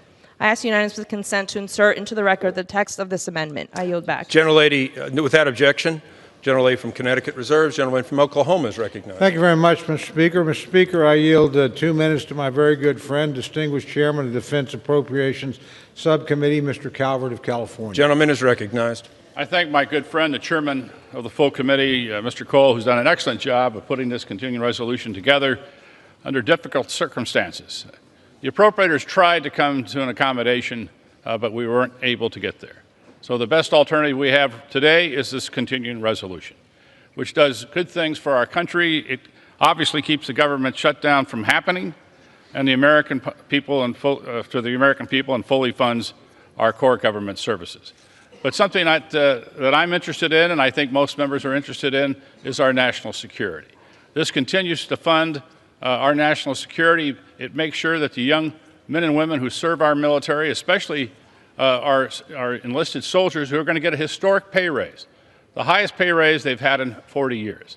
A lot of these E1s that come in and make $11 an hour, their pay is going to be put up significantly. This is something that I think would need to happen, so I would hope my friends on the other side of the aisle would not vote to diminish these individuals' pay that they need very much. This also supports important weapon systems, the Virginia-class submarine, the Columbia submarine, shipbuilding across the United States, our satellite construction, rebuilding the ordnance for the United States that we need desperately. So a vote against that would stop all of that. And so to me, Mr. Speaker, this is an extremely important vote for our national security. I would hope that everyone would vote for that, vote for the continuing our government, and to make sure that these weapon systems are delivered on time for the American public. And with that, I yield back the balance of my time. The gentleman yields. The gentleman from Oklahoma is reserves, and the gentlewoman from Connecticut is recognized. Let's have the 1-month CR that's been introduced as an alternative and do the business of the House and pass appropriations bills. I yield 1 minute to the gentlewoman from Florida, the distinguished ranking member of the State and Foreign Operations Subcommittee, Ms. Frankel. The gentlelady is recognized. Thank you. Well, I'll tell you why I'm voting against this bill. It doesn't lower any of my constituents' costs. Instead, it gives the Trump administration free rein to continue its chaotic, lawless dismantling of U.S. influence in the world, gutting nearly all our humanitarian, development, security, and global health programs that constitute less than 1% of our federal budget. And these are not away. Bird flu, Ebola, and HIV spreading, education programs ending, all done without any thought or any reason. And the vacuums left for China, Russia, and extremists to fill. We should not be handing this president a blank check to continue his harmful sledgehammer approach to how we spend taxpayer money. I urge a resounding no vote on this bill. Gentlelady from Connecticut reserves. The gentleman from Oklahoma is recognized. Thank you, Mr. Speaker. I reserve. Gentleman reserves. Gentlelady Connecticut is recognized. I yield 2 minutes to the gentleman from Illinois, a member of the Appropriations Committee, Mr. Quigley. The gentleman is recognized. Mr. Speaker, there's a national shortage of more than 7 million units of affordable housing across America and more than 771,000 people experiencing homelessness. The CR does nothing to lower the cost of housing. That's what I was going to talk about for my 2 minutes, but after listening to this debate for so long, I think the significant correction has to be made. Programs are not fully funded and protected if you gut the agencies that operate them. Programs are not fully funded and protected if there's no one there to operate them. Under President Trump, spending bills have become a farce. He's not following the previous spending bills law that we passed. Are we saying, well, this time we really mean it? This time the president really promises he's going to follow the law. And that we don't get to the point where Article 1 is optional. Our constituents are asking us, however great you say this bill is, fool me once, shame on you, fool me twice, they're going to blame us because we believed you this time. And we believed a president who, when he gets in the room with the truth, a fight breaks out, as we have seen time again in the last month. So don't, with all due respect, don't tell us what's in this bill, how great it is, how we need to read it, when he doesn't have to follow it. And you don't complain when he doesn't follow it, and you abdicate your responsibilities on Article 1 and as appropriators. And I yield back. Members are reminded to refrain from engaging in personalities towards the United States President. Gentlelady from Connecticut reserves. Gentleman from Oklahoma is recognized. Thank you, Mr. Speaker. I continue to reserve my time. Gentleman reserves. Gentlelady from Connecticut recognized. Mr. Speaker, I yield 1 minute to the gentleman from New Jersey, the distinguished ranking member of the Energy and Commerce Committee, Mr. Pallone. Gentleman's recognized. Thank you, Mr. Speaker. One of my colleagues on the Republican side earlier asked what Democrats are fighting for. And I want to say I'm a proud Democrat fighting for America's health care. And I want to stress that this partisan Republican bill cuts American health care. This bill slashes funding for our community health centers, which provide care for millions of people, as well as our nation's teaching hospitals, which train the next generation of doctors. It fails to reverse the Medicare physician pay cut, which endangers access for seniors, especially those in rural and underserved communities. It also does nothing to stop Republicans' planned catastrophic cuts to Medicaid. Rather than voting on this partisan bill, we should be working together to lower costs and expand access to health care like the bipartisan agreement we had in December. That bill provided long-term certainty and funding increases for our community health centers, for our teaching health centers. It lowered drug costs by taking on unfair PBM practices and addressed the Medicare cuts to physicians. Unfortunately, Republicans walked away from this agreement because Elon Musk opposed Gentleman's it. time's expired. Gentlelady's reserves. Gentleman from Oklahoma is recognized. Thank you, Mr. Speaker. I continue to reserve. Gentleman reserves. Gentlelady is recognized. Speaker, I yield 1 minute to the gentlewoman from New York, the distinguished ranking member of the Small Business Committee, Ms. Velasquez. Gentlelady is recognized. Thank you. and thank you for the gentlelady for yielding. I rise today in strong opposition to this reckless Republican funding bill. Republicans claim this is a clean CR, but the facts tell a different story. This bill slashes $23 billion from veterans' benefits, turning its back on the brave men and women who serve our country. It guts health care, leaving families, children, and seniors vulnerable, and it slashes affordable housing, putting thousands, including veterans, domestic violence survivors, and people with disabilities at risk of losing their homes. If these cuts weren't bad enough, the Vice President said this morning that this administration will continue to refuse to spend money on programs they don't like. I will not vote for a CR that greenlights these dangerous cuts. Democrats are ready to fund the government, but we will not stand by while Republicans sell out the people we are sworn to serve. I urge my colleagues to reject this dangerous bill. I yield back. Gentlelady reserves. Gentleman recognized. Thank you very much, Mr. Speaker. I continue to reserve. Gentleman reserves. Gentlelady is recognized. I yield 1 minute to the gentleman from California, the distinguished ranking member of the Veterans Affairs Committee, Mr. Takano. Gentleman is recognized. Thank you, Mr. Speaker. I rise in opposition to this partisan Republican spending bill because it guts the PACT Act and abandons veterans exposed to burn pits and other toxins. House Republicans claim to support the PACT Act, but their actions tell a different story. They're eliminating the funding for PACT Act recipients starting in October, cutting off critical health care and benefits for those who sacrifice for this country. Last Congress, Democrats forced Republicans to fully fund this critical program. Now Republicans are taking Elon's chainsaw to it, slashing $23 billion and breaking our nation's sacred promise to our veterans. Where you invest your money shows what you truly value. And by gutting this funding, Republicans have made their priorities clear. I stand with our veterans, I stand firm in our priorities and promises, and I will not stand by while Republicans rip them apart. I urge my colleagues to vote no on this partisan Republican spending bill. Yields. The gentlelady's reserves. Gentleman from Oklahoma is recognized. Thank you very much, Mr. Speaker. I continue to reserve. The gentleman reserves. Gentlelady is recognized. I yield 1 minute to the gentlewoman from the District of Columbia, Ms. Norton. I'm running out of time. Gentlelady is recognized. This CR is an act of fiscal sabotage against the District of Columbia and abuse of Congress's power over disenfranchised D.C. This CR will result in an immediate cut of more than $1 billion from D.C.'s $21 billion budget 6 months into D.C.'s fiscal year.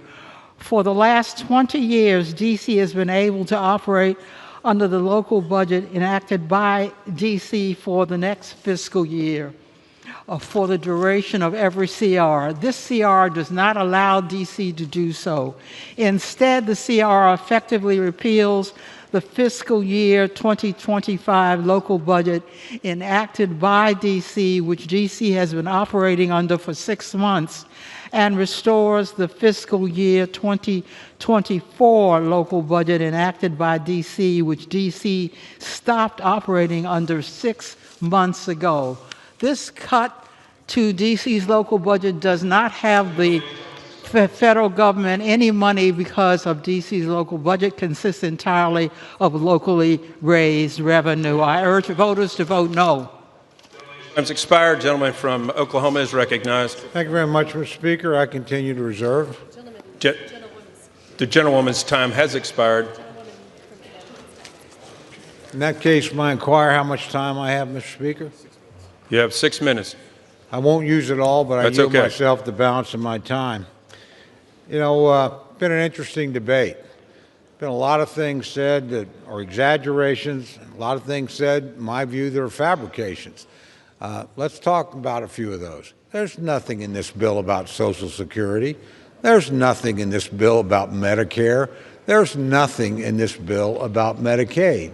There aren't cuts in nutrition for the poor. There's a $500 million increase in WIC at the request of the president. There's not cuts in housing. There's an increase in housing to try and adjust for inflation. We'd have been better off probably if we'd negotiated a deal, but that didn't happen. So, proactive thing. There's more money in here to take care of junior enlisted personnel. I don't think that's probably an article of much dispute. It certainly shouldn't be. And I can go charge by charge. Yes, on the toxic burn or toxic exposure fund, we're going to deal with that in the 26 bill. It's for 26. Everything's funded for 25. That's what this bill covers. It's an appropriations bill for FY25. So that's what we're covering here. We're going to deal with the 26 bill, and then we'll deal with that issue. I voted for the PAC Act. I believe in it. I voted for additional funding for it. I suspect we'll find common ground there. So there's a lot of, fireworks around this bill.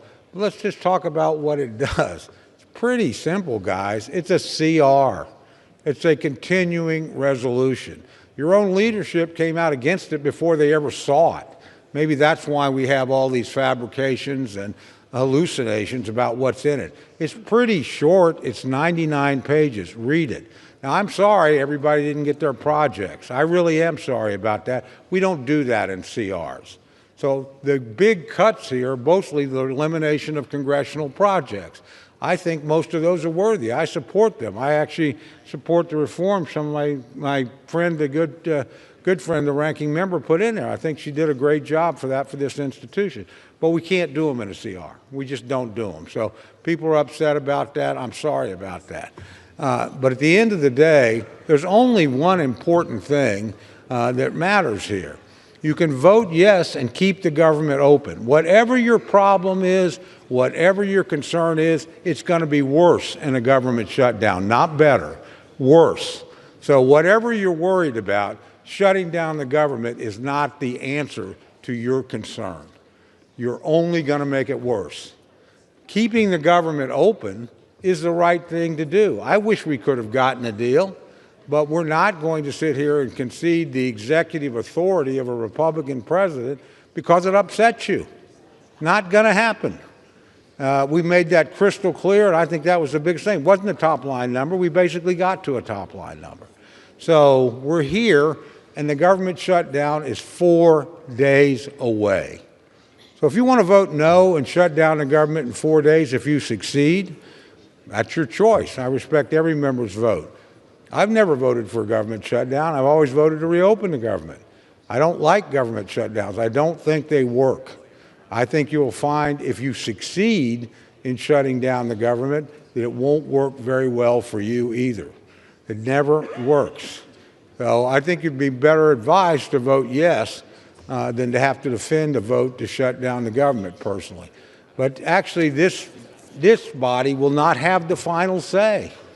Going to go to the United States Senate, and you have the power in the Senate to shut down the government if you choose, because they have a filibuster over there.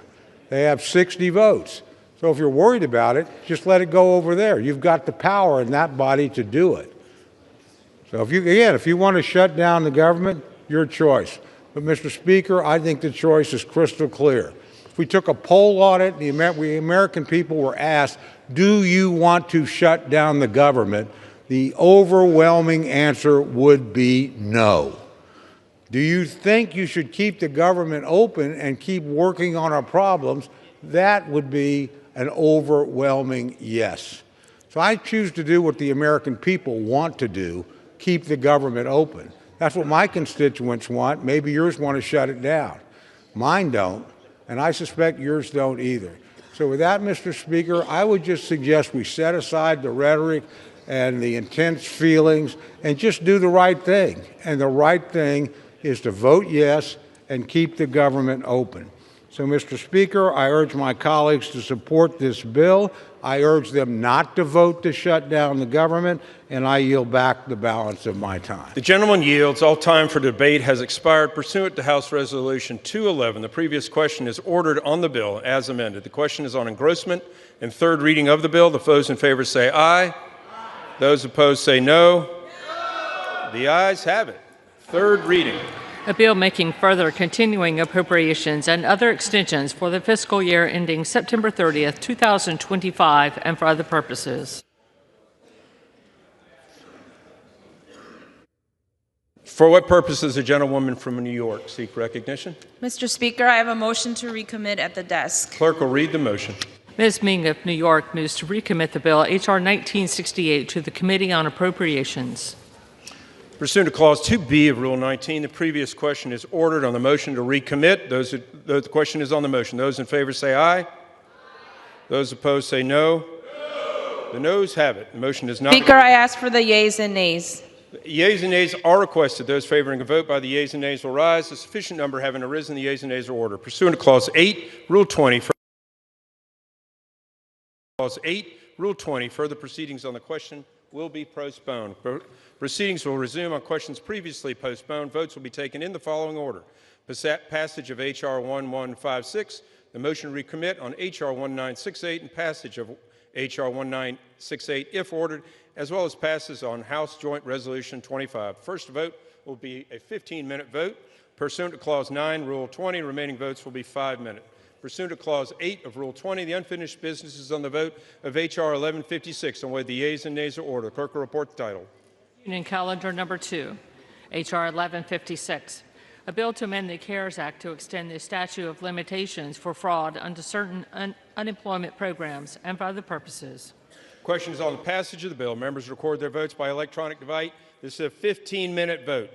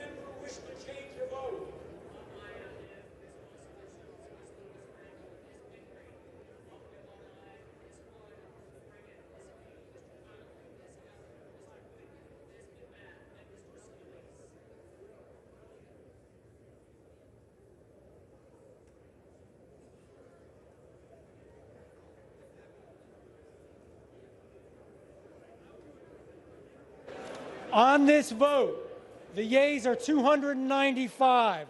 The nays are 127. The bill is passed. Without objection, a motion to reconsider is laid on the table. Pursuant to Clause 8 of Rule 20, the unfinished business is the question of agreeing on the motion to recommit on H.R.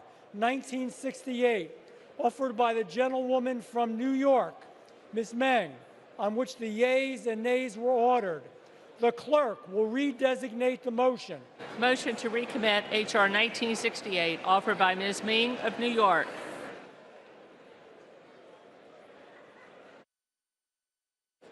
The question is on agreeing to the motion to recommit. Members will record their votes by electronic device. This is a 5-minute vote.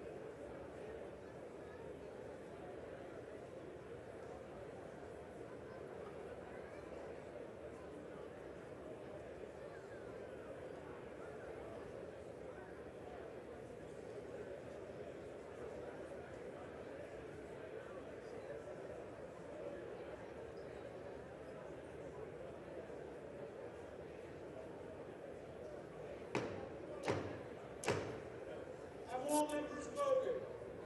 Does any member wish to change their vote?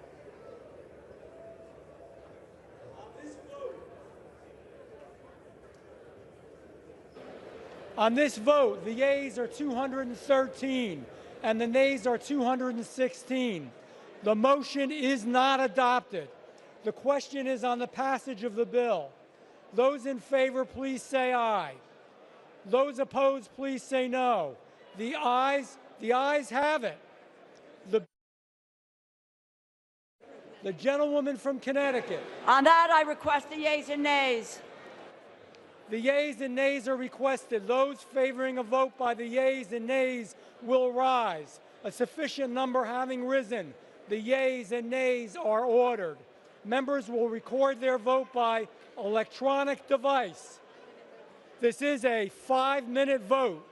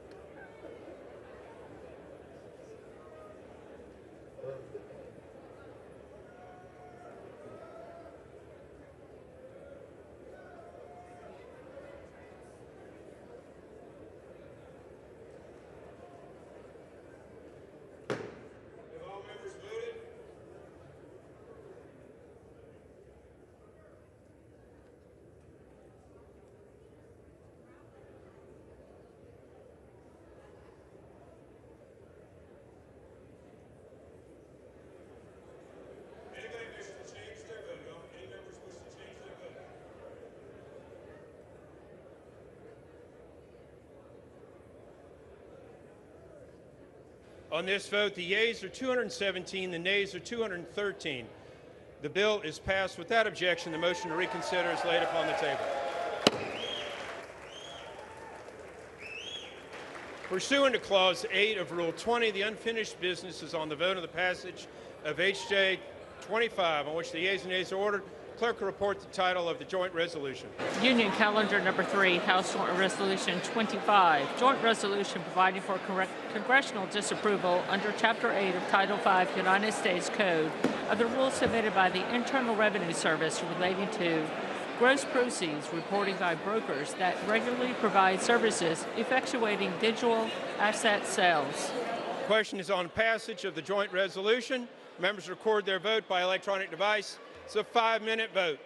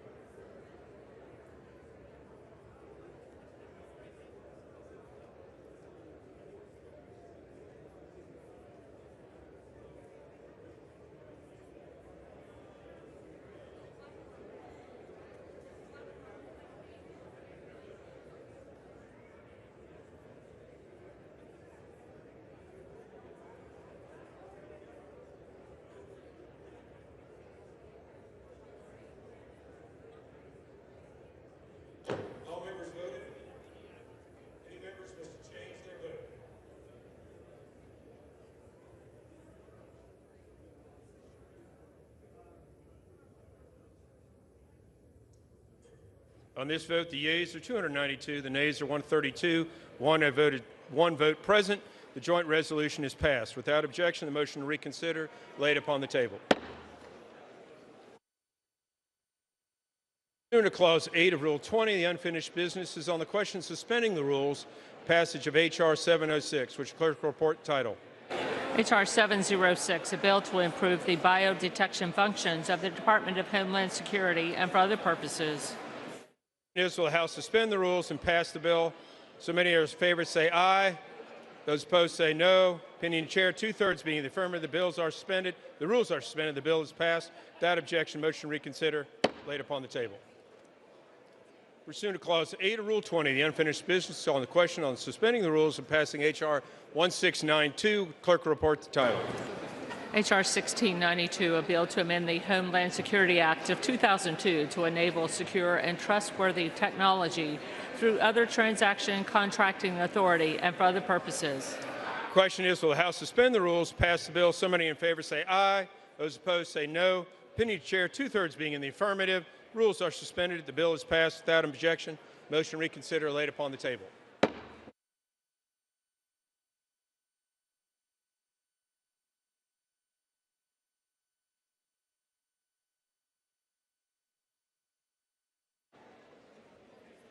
Pennsylvania.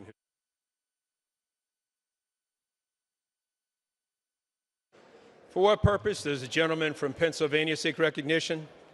Gentleman will suspend. House will be in order. Any discussions or conversations, please take outside the chamber. Gentleman is recognized. Mr. Speaker, by direction of the Republican Conference, I sent to the desk a privileged resolution and asked for its immediate consideration. The clerk will report the resolution. House Resolution 213, resolved that the following named members be and are hereby elected to the following standing committee of the House of Representatives: Committee on Ethics, Mr. Rutherford, Mr. Garbarino, Mrs. Henson, and Mr. Moran. Without objection, the resolution is agreed to. The motion to reconsider laid upon the table. For what purpose does the gentleman from California rise?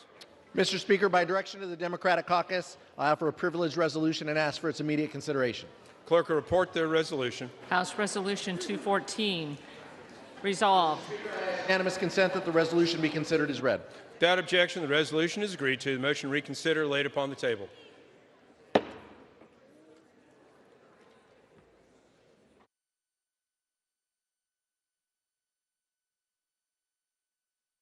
For what purpose does the gentlewoman from Connecticut seek recognition?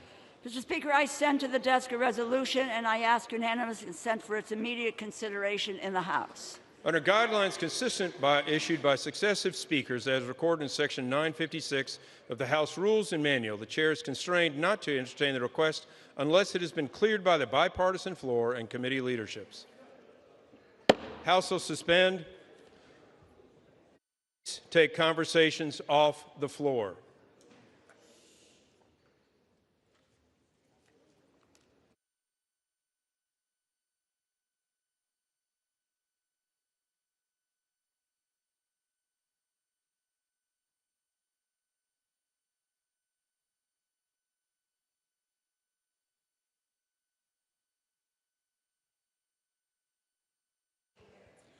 The chair will now entertain requests for 1-minute speeches.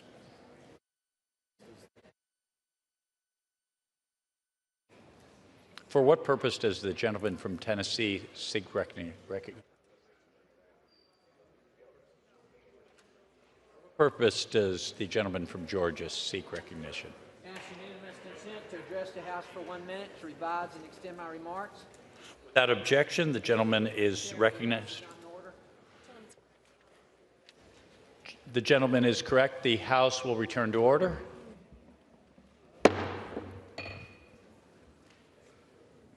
Without objection, the gentleman from Georgia is recognized for 1 minute. Mr. Speaker, I rise today to honor Raekwon Williams, a senior at Groves High School in Savannah, Georgia, whose resilience and work ethic has inspired many.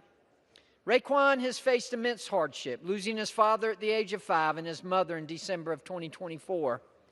Throughout these hardships, he has excelled academically, participating in dual enrollment studies at Savannah Technical College, never letting his circumstances define him.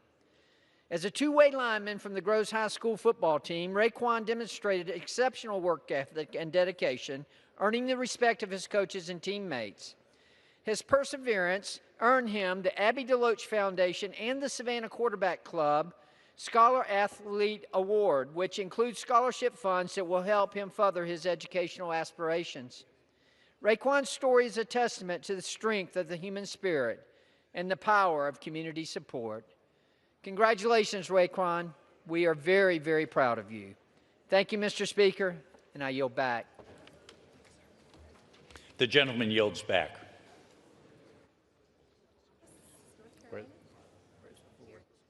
For what purpose does the gentleman from North Carolina seek recognition? Mr. Speaker, I ask for unanimous consent to address the House for 1 minute. Without objection, the gentleman is recognized for 1 minute. Mr. Speaker, I rise to highlight the Agricultural Commodities Price Enhancement Act. Input costs for our farmers are astronomically high right now, whether it be fertilizer, seeds, or labor, not to mention the volatility of the current world food market. On top of this, the past year was one of the worst years for farmers in North Carolina between the impacts of drought and Hurricane Helene and other factors beyond their control. Our farmers need some certainty that they will be able to farm next year if their crops are not bringing in enough income to provide for their families. The Agricultural Commodities Price Enhancement Act directly addresses this by increasing reference prices for key commodities grown in eastern North Carolina and across the United States. Thank you so much, Mr. Speaker, and I yield back.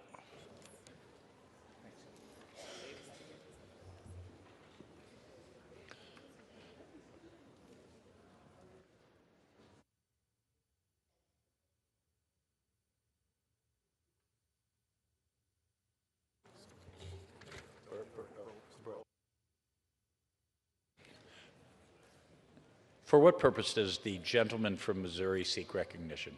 To address the House for 1 minute and to revise and extend my remarks. Without objection, the gentleman is recognized for 1 minute. Mr. Speaker, today I rise to honor the life and the legacy of Julie Ann McDonald, a lifelong Missourian from Savannah who recently passed. Julie Ann was a beloved mother and grandmother who touched the lives of many in our community. Friends and family knew her as Mimi, someone who put service above herself, caring for her neighbors, her community, and especially her family. She regularly volunteered at multiple organizations and schools. She was deeply involved in her local church, and she brought joy to her book club with friends that cherished her company. Throughout a 42-year teaching career, her compassion, leadership, and dedication touched and inspired the lives of countless students who had the privilege of learning under her mentorship. A rich life and a storied legacy, Julie Ann leaves behind her husband, Martin, her sons, Ryan and Scott, her daughters-in-law, Vicki and Laura, and her 2 grandchildren, Mackenzie and Jameson. My prayers are with her loved ones and with her family. Thank you, Mr. Speaker. For what purpose?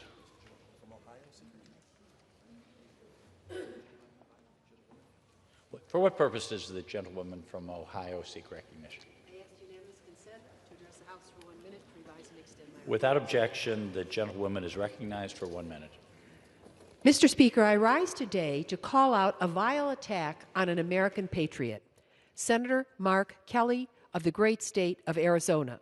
Yesterday, unelected billionaire Elon Musk, who has never served this nation a day in uniform, called Senator Kelly a traitor for visiting our nation's ally, Ukraine. A traitor is one who commits treason. That consists of giving aid and comfort to an enemy. Ukraine is not our enemy. Ukraine is our ally. Mark Kelly has served our nation honorably from 1986 to 2011 in the United States Navy, rising to the rank of captain, having served 39 combat missions during the Gulf War. During his naval career, He was awarded 2 Defense Superior Service Medals, 1 Legion of Merit, 2 Distinguished Flying Crosses, 4 Air Medals with Combat 5, 2 Navy Commendation Medals, 1 Navy Achievement Medal, 2 Southwest Asia Service Medals, 1 Navy Expeditionary Medal, a NASA Distinguished Service Medal, and an Overseas Service Ribbon. He only resigned his commission to help provide care and assistance to his beloved wife, who had served here formerly, Congresswoman Gabby Giffords, following an assassination attempt on her in Tucson in 2011. Words and statements have meaning. Elon Musk needs to be held accountable for his. And today, world leaders have resoundingly stood tall aside the nation of Ukraine in agreeing to a 1-month ceasefire. The United States has also agreed to lift the embargo on armaments and will be sending 1 month of armaments to Ukraine as the rest of the world looks to Russia to be cooperative in our effort to stop the killing in Central Europe. I yield back. For what purpose does the gentleman from Tennessee seek recognition? Thank you, Mr. Speaker. I seek unanimous consent to address the House for 1 minute and to advise and extend my remarks. Without objection, the gentleman is recognized for 1 minute. Thank you, Mr. Speaker. I rise today to bring much-needed attention to an extraordinary ball player and young man and a ball hopeful. His name is Alberto Osuna. He was born in America, and he's affectionately known as Berto. He transferred to the University of Tennessee in January after an impressive career at North Carolina and Walters State Community College, where he knocked out 45 home runs and knocked in 140 runs over 3 seasons. Despite following all the necessary steps to secure eligibility to play for the University of Tennessee, the NCAA, in their infinite wisdom, has blocked his opportunity. Students at UT have painted the rock to my left here to show their support for Berto in hopes that he might play his final season with the Vols at Lindsey Nelson Stadium. He wants to do something for his family. This is what this is all about. And over a minute, I don't have time to explain it all, but this situation just isn't about Berto. It's about ensuring that student athletes are on a level playing field, Mr. Speaker, against a bureaucratic machine and nightmare that the NCAA has become, and it seemingly continues to let down student athletes they claim to serve. Just follow the dollars, Mr. Speaker. I urge the NCAA to take some serious action and grant Alberto the immediate eligibility he deserves and take the necessary steps to prioritize the well-being of their student athletes, ensuring that opportunities for success are not blocked by unnecessary red tape. Osuna left his whole life in Tampa to come to Knoxville and play for Coach Tony Vitello and the Vols. The NCAA needs to do the right thing, free Berto, give him the time he deserves. The Vols are stacked again this year, Mr. Speaker. They're coming off a national championship. They're winning again. It's not imperative that he gets on the team for them to win. It's just the right thing. NCAA, do the right dadgum thing. And I yield to the Mayor my time. For what purpose does the gentleman from Ohio seek recognition? To address the House for 1 minute, revise and extend my remarks. Without objection, the gentleman is recognized for 1 minute. Mr. Speaker, I rise today to honor the extraordinary life of Gwen Robinson, a dear friend of mine, an incredible leader, an incredible human being. She was one of the first people I met when I got to Cincinnati, and she welcomed me in the way she did with almost everyone, immediately kind and immediately generous. There's a real argument to be made that much of what I've accomplished, what so many of us accomplished in Southwest Ohio, wouldn't have happened without her.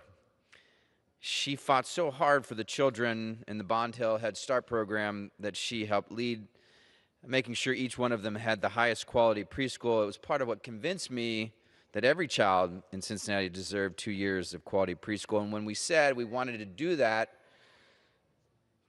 she was there every step of the way. She poured everything into helping us get the preschool promise passed. She did the same with the public transit levy a few years later. There aren't enough words to capture her impact. Gwen was a giant and will be missed by all of us. Thank you, and I yield back. For what purpose does the gentleman from Pennsylvania seek recognition? Mr. Speaker, I seek unanimous consent to address the House for 1 minute and to revise and extend my remarks. Without objection, the gentleman is recognized for 1 minute. Mr. Speaker, here's some truth. Despite many false claims, the continuing resolution we just passed does not cut Medicaid, Medicare, Social Security, or veterans benefits, or any health care benefits at all. In reality, the CR was almost entirely the Democrats' budget bill last year. So the opposition today and their vote to shut down the government is a little perplexing. Mr. Speaker, here's what this bill actually offers. It gives our troops a 10% raise, provides $6 billion for veterans' health care, invests $7.6 billion into WIC for women and infants, $425 million for food delivery programs for seniors, among other things. And, Mr. Speaker, we're paying for it responsibly. We're repurposing $20 billion in excess funding from the attempt to increase the IRS by $80 billion last year. And we're redirecting $10 billion from the Commerce Department's slush fund, funds that were not used and need to be repurposed. This CR sets the stage for a plan for a new golden era for our country, and I was pleased to support it. I yield back. For what purpose does the gentleman from Illinois seek recognition? Mr. Speaker, I seek unanimous consent to address the House for 1 minute to revise and extend my remarks. Without objection, the gentleman is recognized for 1 minute. Thank you, Mr. Speaker. I rise today to honor Neighborhood Housing Services of Chicago on their 50th anniversary and to recognize the enduring legacy of Gail Sankara, a fearless leader for housing justice. Gail understood that owning a home was not just about having a place to live, it was about stability, opportunity, and the chance to build a future, a better future. She took on fighting the banks against redlining and was a champion of the Community Reinvestment Act and never backed down in her pursuit of fairness for working families. During the early 1980s, I had the privilege of working at NHS to see how access to affordable housing could change lives. I saw struggling families become thriving homeowners. I saw struggling neighborhoods revitalized into thriving communities. NHS has shaped many lives. It certainly played a pivotal role early in my own formation. Our work is far from over. Families are still being priced out. Displacement and gentrification are still impacting families, and the access to these programs is under attack. So today, we celebrate NHS on 50 incredible years, but also recommit the fight to housing justice. I yield back. For what purpose does the gentleman from Wisconsin seek recognition? I'd like to ask unanimous consent to speak for a minute and to revise and extend my remarks. Without objection, the gentleman is recognized for 1 minute. Last weekend when I was home, I saw a very good guy who was recently married. He already has 2 children. And he was all happy because he was buying a new house. He had to save up money for a down payment to do it. The thing I noticed, though, is that during the 2 or 3 years that it took to save for the down payment, he had to live with his in-laws, which was fine because he had a strong family, and that's the way it took to buy the house. It bothered me knowing that in other places in this country, people are just given housing. They don't have to live with their in-laws. And in essence, the government is treating them better than this example of a guy who was married and spent a couple of years with his parents. So I hope in the future that this Congress changes the rules so we no longer benefit or raise this guy's taxes to set up someone for their own house immediately. Thank you. For what purposes the gentlewoman from California seek recognition? Mr. Speaker, I ask unanimous consent to address the House for 1 minute in order to revise and extend my remarks. Without objection, the gentlewoman is recognized for 1 minute. Thank you, colleagues. The power of the purse belongs to Congress, not to the president. And this has nothing to do with our current president, Donald Trump. This is in the Constitution, and it's clear as day, and it's been affirmed over and over again by the Supreme Court. Unfortunately, our colleagues on the other side of the aisle want to have it both ways. They want to let Elon Musk, an unelected billionaire, wreck our government with illegal cuts, but they seem to lack the courage of their convictions to actually vote on these cuts. They lack that courage because they know how toxic these cuts are. Deep cuts to health care, cuts to child care, cuts that help the most vulnerable amongst us. They won't even allow a vote on my amendment, when all it would do is to force the president to follow the Constitution. I am here with a simple request from my Republican colleagues. Abide by your oath. Stand up for the Constitution. Allow a vote on this amendment. Stand up for your own constituents and stand up for your own constitutional authority. That is what we are elected to do. That is why we are here. It is one of the main reasons we are here. Do not give our authority as Congress away to an unelected bureaucrat. Thank you. For what purpose does the gentleman from North Carolina seek recognition? Mr. Speaker, I seek unanimous consent to address the House chamber for 1 minute to revise and extend my remarks. Without objection, the gentleman is recognized for 1 minute. Thank you, Mr. Speaker. I rise today to honor the great people of Youngsville, North Carolina, ahead of their 150th anniversary in celebration, on celebration of March 17th. Originally a railroad town and a community along U.S. Highway 1, Youngsville played a pivotal role in the growth of North Carolina's agricultural and rail industries, and in turn helped develop the economy of our state and our region together. Today, Youngsville mirrors her residents. It is a vibrant, a proudly patriotic community with robust growth across the board. And yet somehow, despite this growth, Youngsville has retained its character and heart while reimagining its downtown to meet the demands of an active community. It is no wonder that young families from across North Carolina and the region have flocked to this area. As its residents know, Youngsville is a truly special place and a treasure for the great state of North Carolina. Congratulations on this anniversary, and I wish you all the best in the next 150 years. Thank you, Mr. Speaker. I yield back.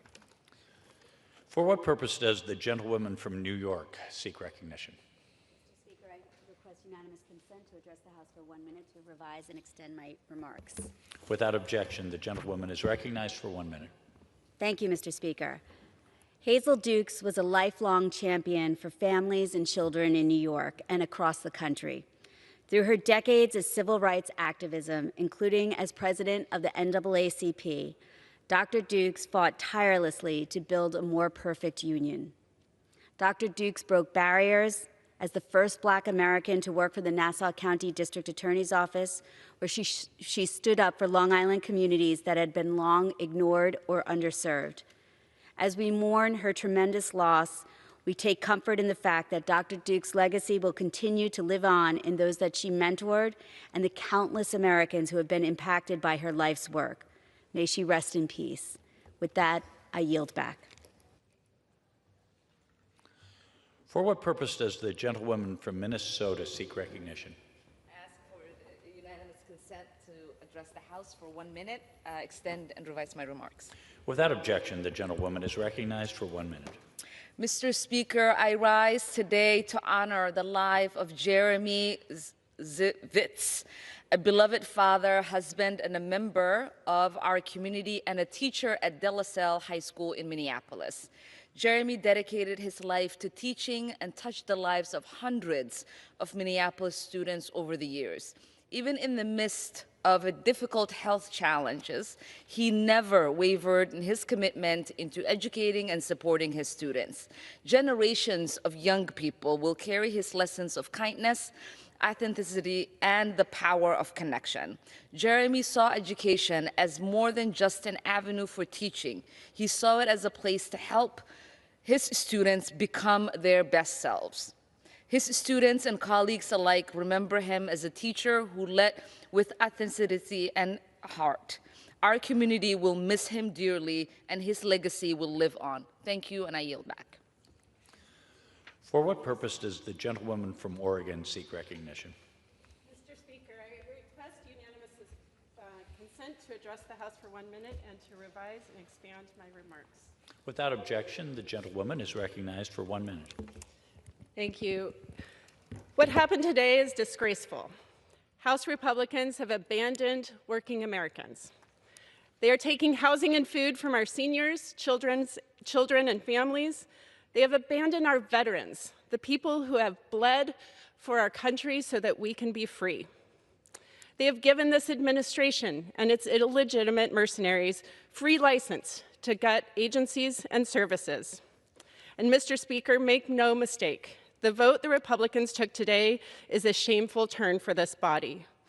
In the words of Danzalee Abernathy, the daughter of Reverend Ralph Abernathy, best friend to Martin Luther King and civil rights leader, We will not go quietly into this reality. The American people want you to fight back, fight on, stand strong for truth, justice, and equality for all. And Danzig and Oregon, I will continue to fight, and I hope you will stay with me in this fight. Thank you, Mr. Speaker. For what purpose does the gentleman from New York seek recognition? Mr. Speaker, I ask for unanimous consent to address the House for 1 minute and to revise and extend my remarks. Without objection, the gentleman is recognized for 1 minute. Thank you, Mr. Speaker. The House just voted to pass a radical partisan government funding bill. I voted no because it lets Elon Musk decide how this money is going to be spent by federal agencies. There is a lot wrong with this bill. This bill fails to lower the cost of housing and instead cuts rent subsidies for low-income Americans, including seniors and domestic violence survivors, by $700 million.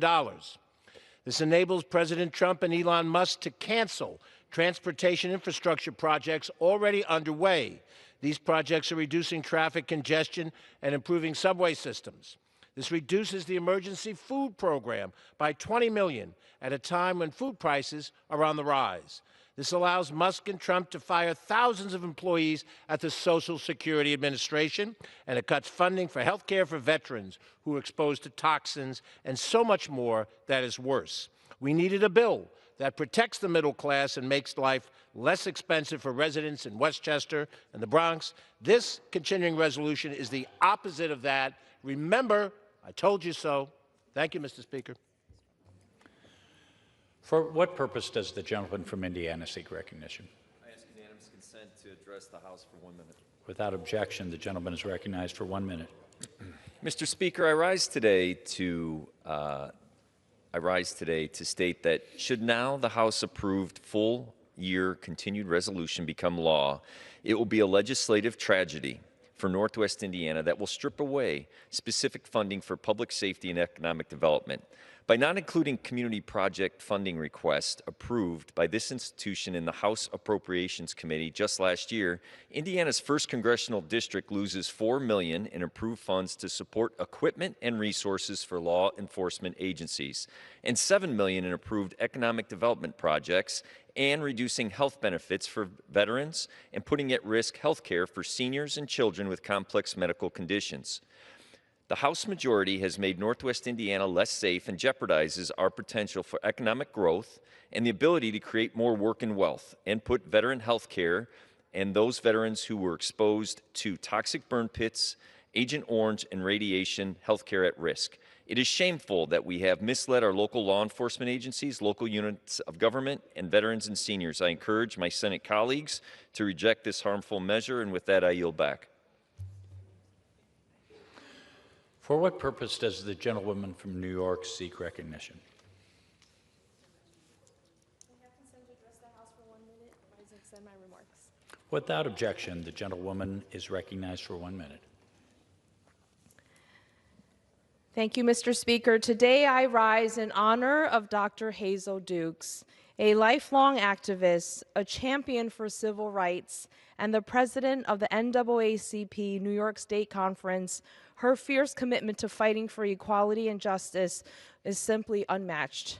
She was a trailblazer in New York State and across the country, a renowned community organizer and a leading voice at the NAACP for nearly 40 years. She worked tirelessly for equity in housing, healthcare, and education. I remember sitting next to Dr. Dukes at a long meeting where we were standing for hours, clapping and cheering. I was so tired and kept trying to sit down, but she reminded me that it was a privilege to be there and to remind me to stand right back up. Her strength came from her compassion and love for our communities. The legacy that she leaves behind will inspire women, girls, and advocates across New York for generations to come. It was an honor to have known you, Dr. Dukes. May you rest in power. I yield back. For what purpose does the gentlewoman from Connecticut seek recognition? I request unanimous consent to address the House for 1 minute and to revise and extend my remarks. Without objection, the gentlewoman is recognized for 1 minute. Thank you. In recognition of National Nutrition Month, I introduced the Feed Hungry Veterans Act, legislation to permanently remove barriers to SNAP, often faced by veterans with work-limiting disabilities. According to the 2023 RAND report, 1.4 million veterans are food insecure. That is in part because many disabled veterans do not meet all of the qualifications for federal nutrition programs like SNAP. My legislation amends the definition of elderly or disabled for SNAP to include veterans with one service-connected disability rated at 60% or higher, or 2 or more service-connected disabilities, at least one of which is rated 40% or higher. With more than 1/3 of disabled veterans in the United States facing food insecurity, we must do more to support those who have honorably served our nation. The Feed Hungry Veterans Act is a critical step to ensuring veterans have long-term access to critical food assistance. With that, I yield back.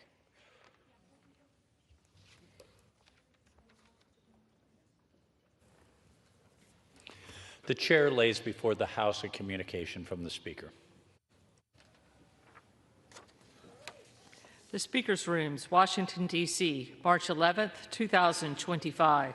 I hereby designate the period from Tuesday, March 11th, 2025 through Sunday, March 23rd, 2025 as a district work period under Clause 13 of Rule 1. Signed, Mike Johnson, Speaker of the House of Representatives.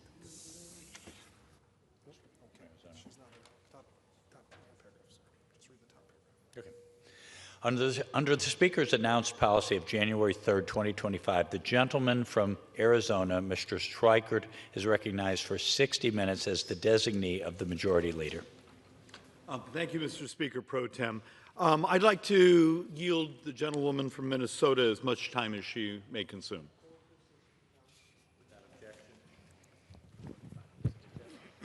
Thank you, Mr. Speaker. And I would also like to thank the gentleman and my fellow member of Ways and Means, the gentleman from Arizona, for yielding me the time. Mr. Speaker, I rise to congratulate the Moorhead boys hockey team on their first state championship, defeating Stillwater 7-6 at the Excel Center over the weekend. The 2A championship win was led by this year's Mr. Hockey, Mason Kraft. The team dedicated the game to their teammate Ethan, who passed away unexpectedly last year at the age of 16. Holding up his jersey throughout the game and bringing the jersey through the handshake line, the Moorhead Spuds have made their families, community, and the whole 7th District proud. Congratulations to the Spuds. Mr. Speaker, I rise today to congratulate the East Grand Forks boys hockey team on their incredible Class 1A championship win. With what sounded like the entire community of East Grand Forks in the stand, the team defeated the St. Cloud Cathedral 2-1 in overtime. The East Grand Forks Green Wave has made their families, communities, and the entire 7th District so very proud, and I'm excited for all of you to hoist that championship banner back at home.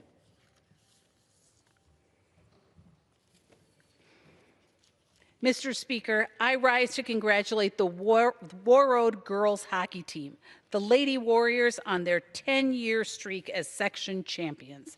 These women from a small town in the northernmost Minnesota are part of one of the best girls hockey teams in the last 20 years. You have made your families and communities proud. Mr. Speaker, I rise today to congratulate Praise Live in Osakis, Minnesota, on 40 wonderful years of broadcasting.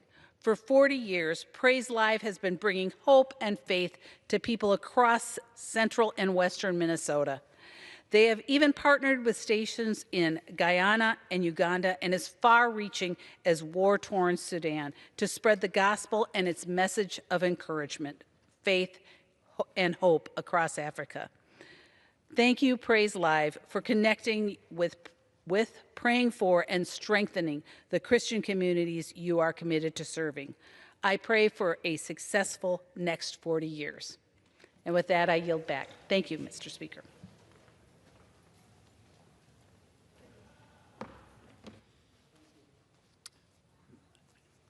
appreciate.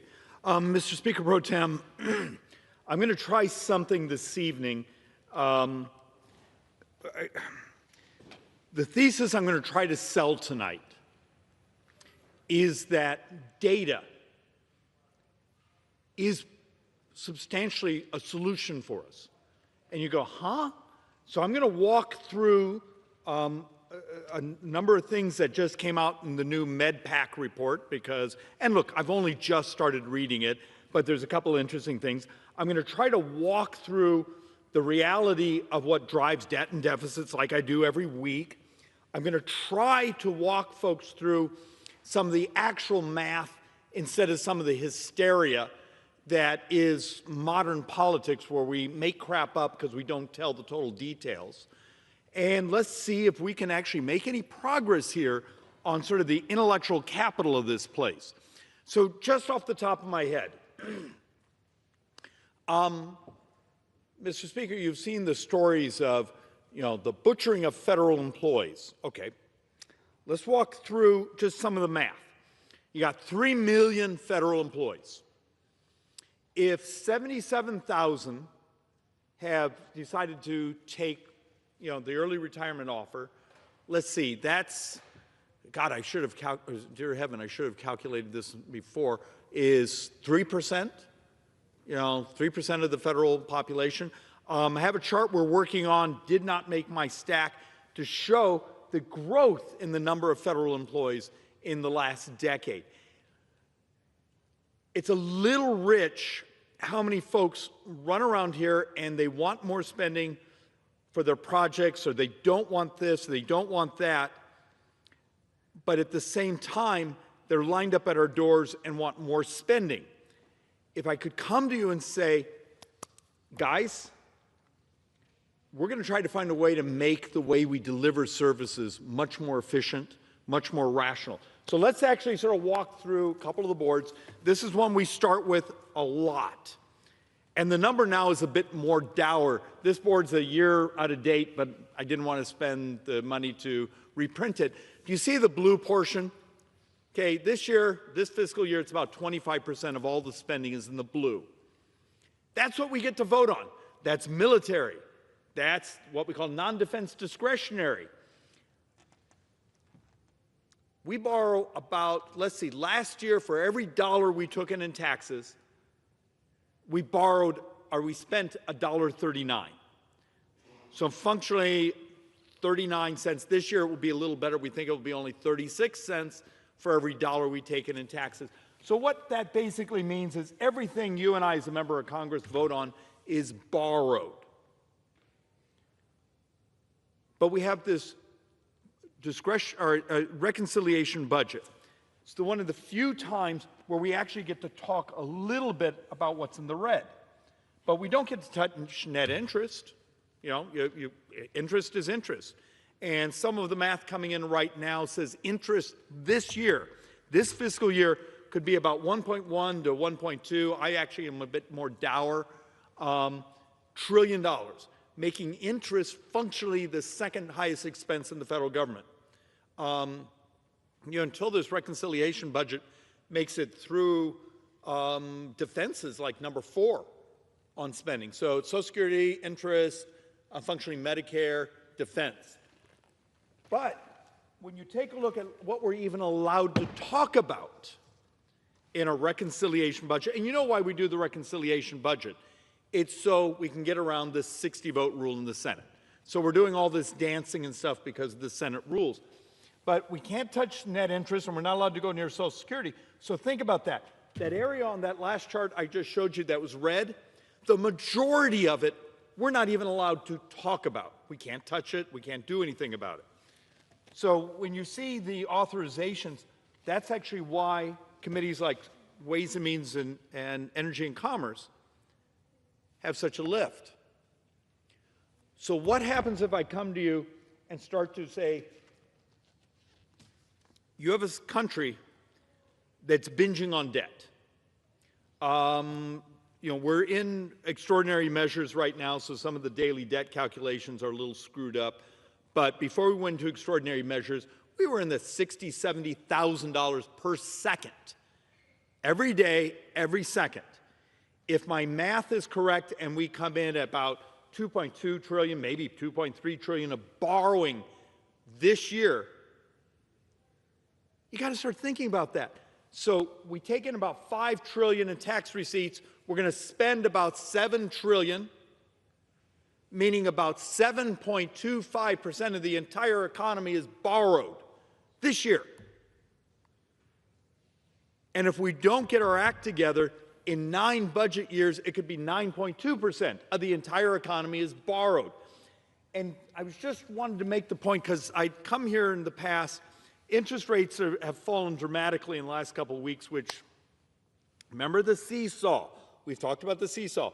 When the economy is really strong, or there's a shortage of capital to borrow, interest rates go up, meaning the United States, we pay a lot more in debt servicing. When interest rates go down, that typically means the expectations, the economy are slowing down, meaning our tax receipts fall. So the middle of the seesaw stays the same. I saw some people getting giddy. Look, interest rates are down. It also means actually some of our modeling in the future quarters of tax receipts also are starting to fall now. So there's no free option anymore. But you've seen some of the discussions. Ray Dalio has been out there talking about the heart attack of debt and what happens to other countries and the history of that. Going back, I think he's in his book, he's going back a couple thousand years. The United States, so here's functionally the world borrowing.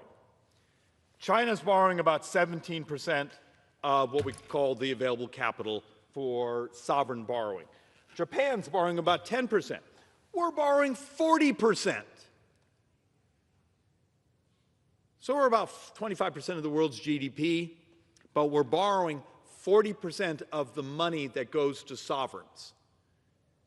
You got to understand the scale, the binging on debt.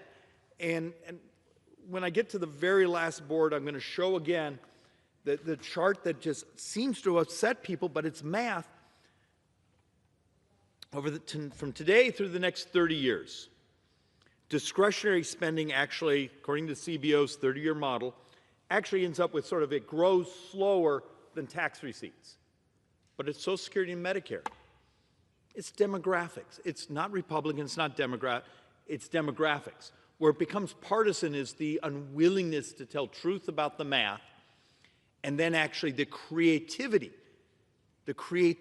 of how we disrupt the cost. So how do you actually find some of these things? This chart's a little awkward. I would have designed it a little different, but sometimes you're running around. The point we're trying to make is, here was the effective interest in 2014 to the United States. Now all of a sudden we're up here, and the actual market rate we expect in the future to actually continue to consume, meaning interest is our great fragility in this country. I've told the comment many times, at our current rate of borrowing, we've almost put the bond market in charge of this country. Because if you have to bring hundreds and hundreds and hundreds of billions of dollars to market every month, you screw with your banker. And in many ways, that bond market now is our banker. For my brothers and sisters on the left, who often want to attack the tax reform of 2017, attack tax receipts, I've done presentation after presentation behind this microphone using the stuff from the Manhattan Institute that basically shows if we do all the Democrats' tax hikes and then do the economic adjustments, often from Democrat groups, you get about 1.5% of GDP in new tax receipts. Okay, maybe we're going to be pushed against the wall and have to do that, but we're borrowing over 7% of GDP. So it's like on Social Security. It's common that the reframe is, well, just raise the cap. Okay. In 2033, Social Security Trust Fund is empty. Our brothers and sisters on Social Security will take 17 to 20% cut. We double senior poverty in America. And when someone says, well, just raise the cap, our model is in that next year, 2034, raising the cap only covers about 38% of the shortfall, and you've wiped out the cash and the other things you actually need to also save Medicare, which actually that trust fund runs out like 3 years later.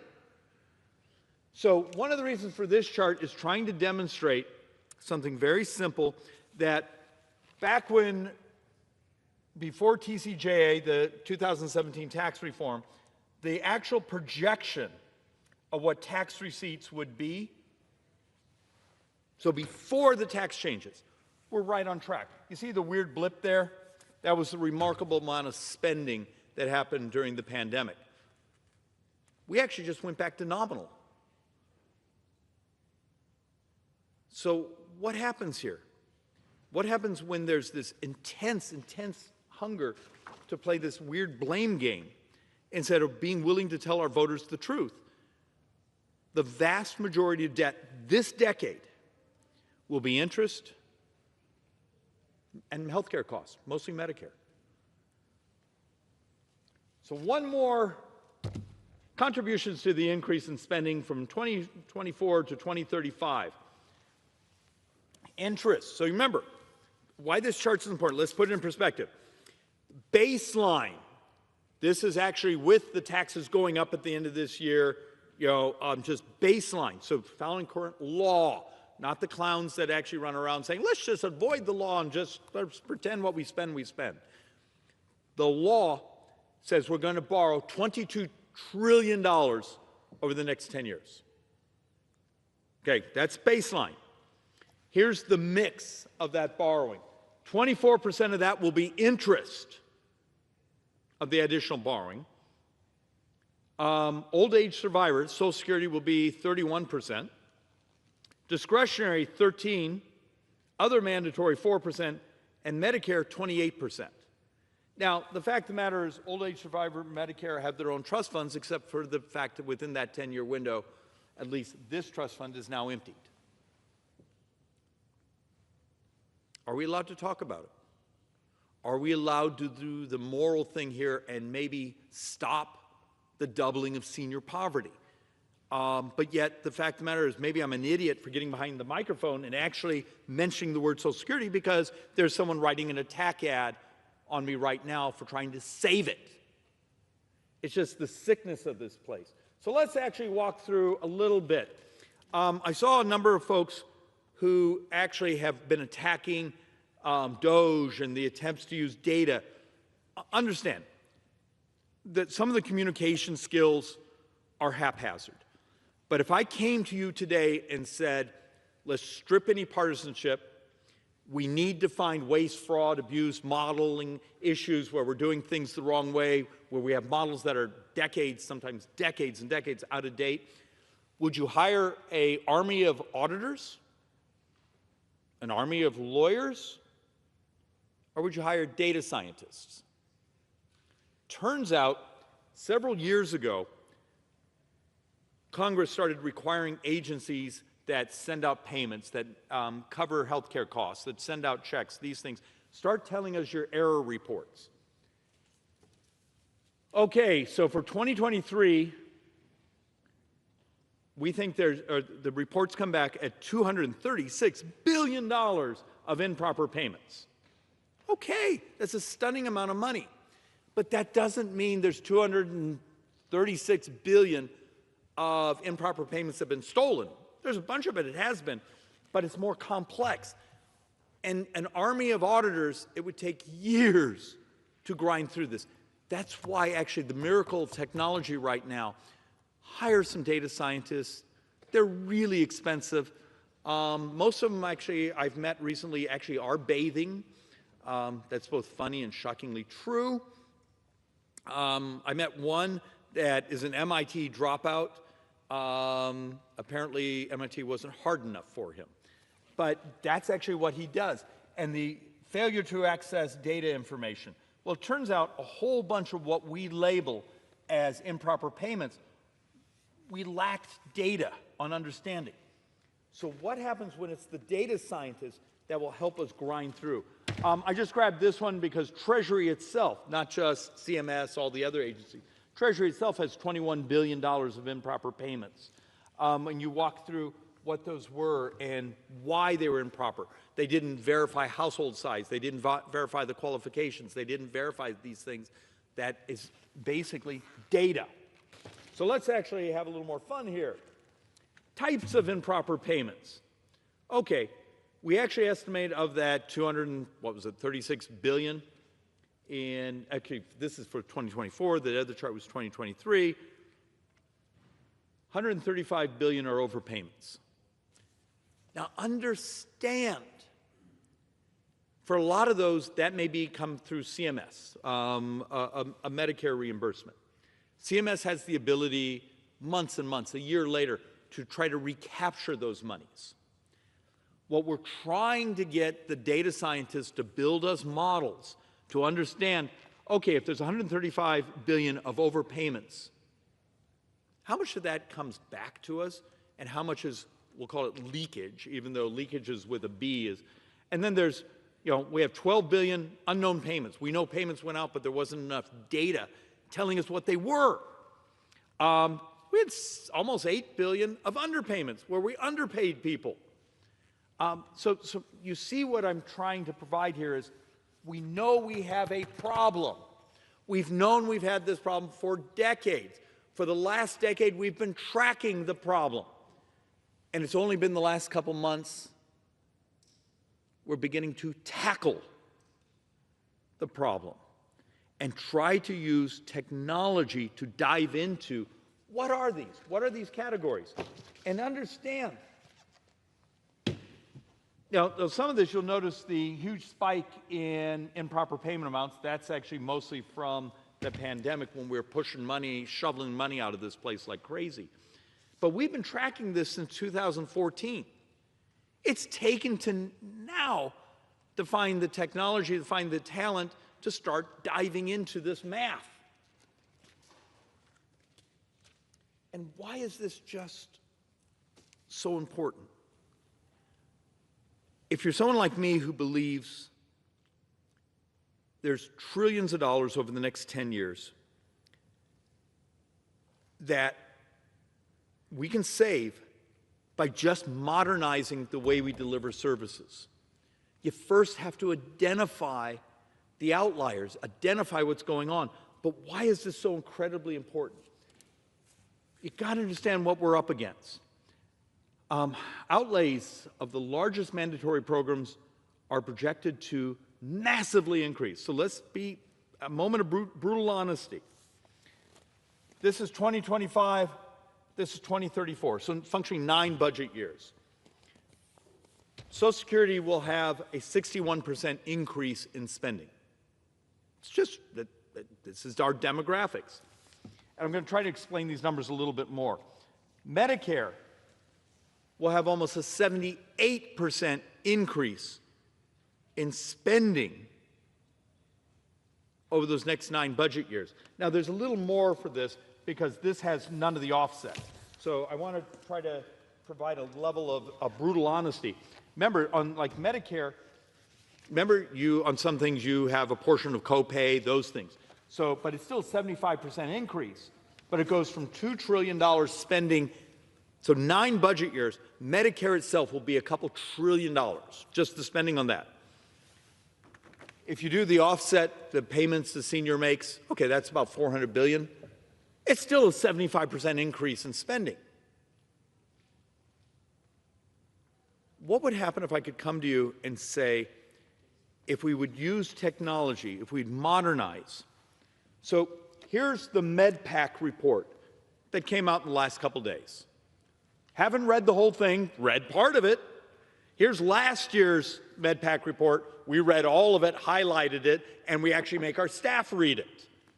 Well, it turns out around here, actually reading the actual math and the concepts. So if I came to you right now and said, like in here, there's a whole paragraph that's saying there's something wrong in Medicare Advantage data. Now, MedPAC report says Medicare Advantage, really important program. We need to keep it, but we're going to have to dive in on how to modernize how it works. Because here, coding intensity, they made the adjustments for coding intensity, but it basically says, translates into a projected $84 billion, or 17% of total payments, meaning Medicare Advantage coming at $84 billion this year, more than fee-for-service.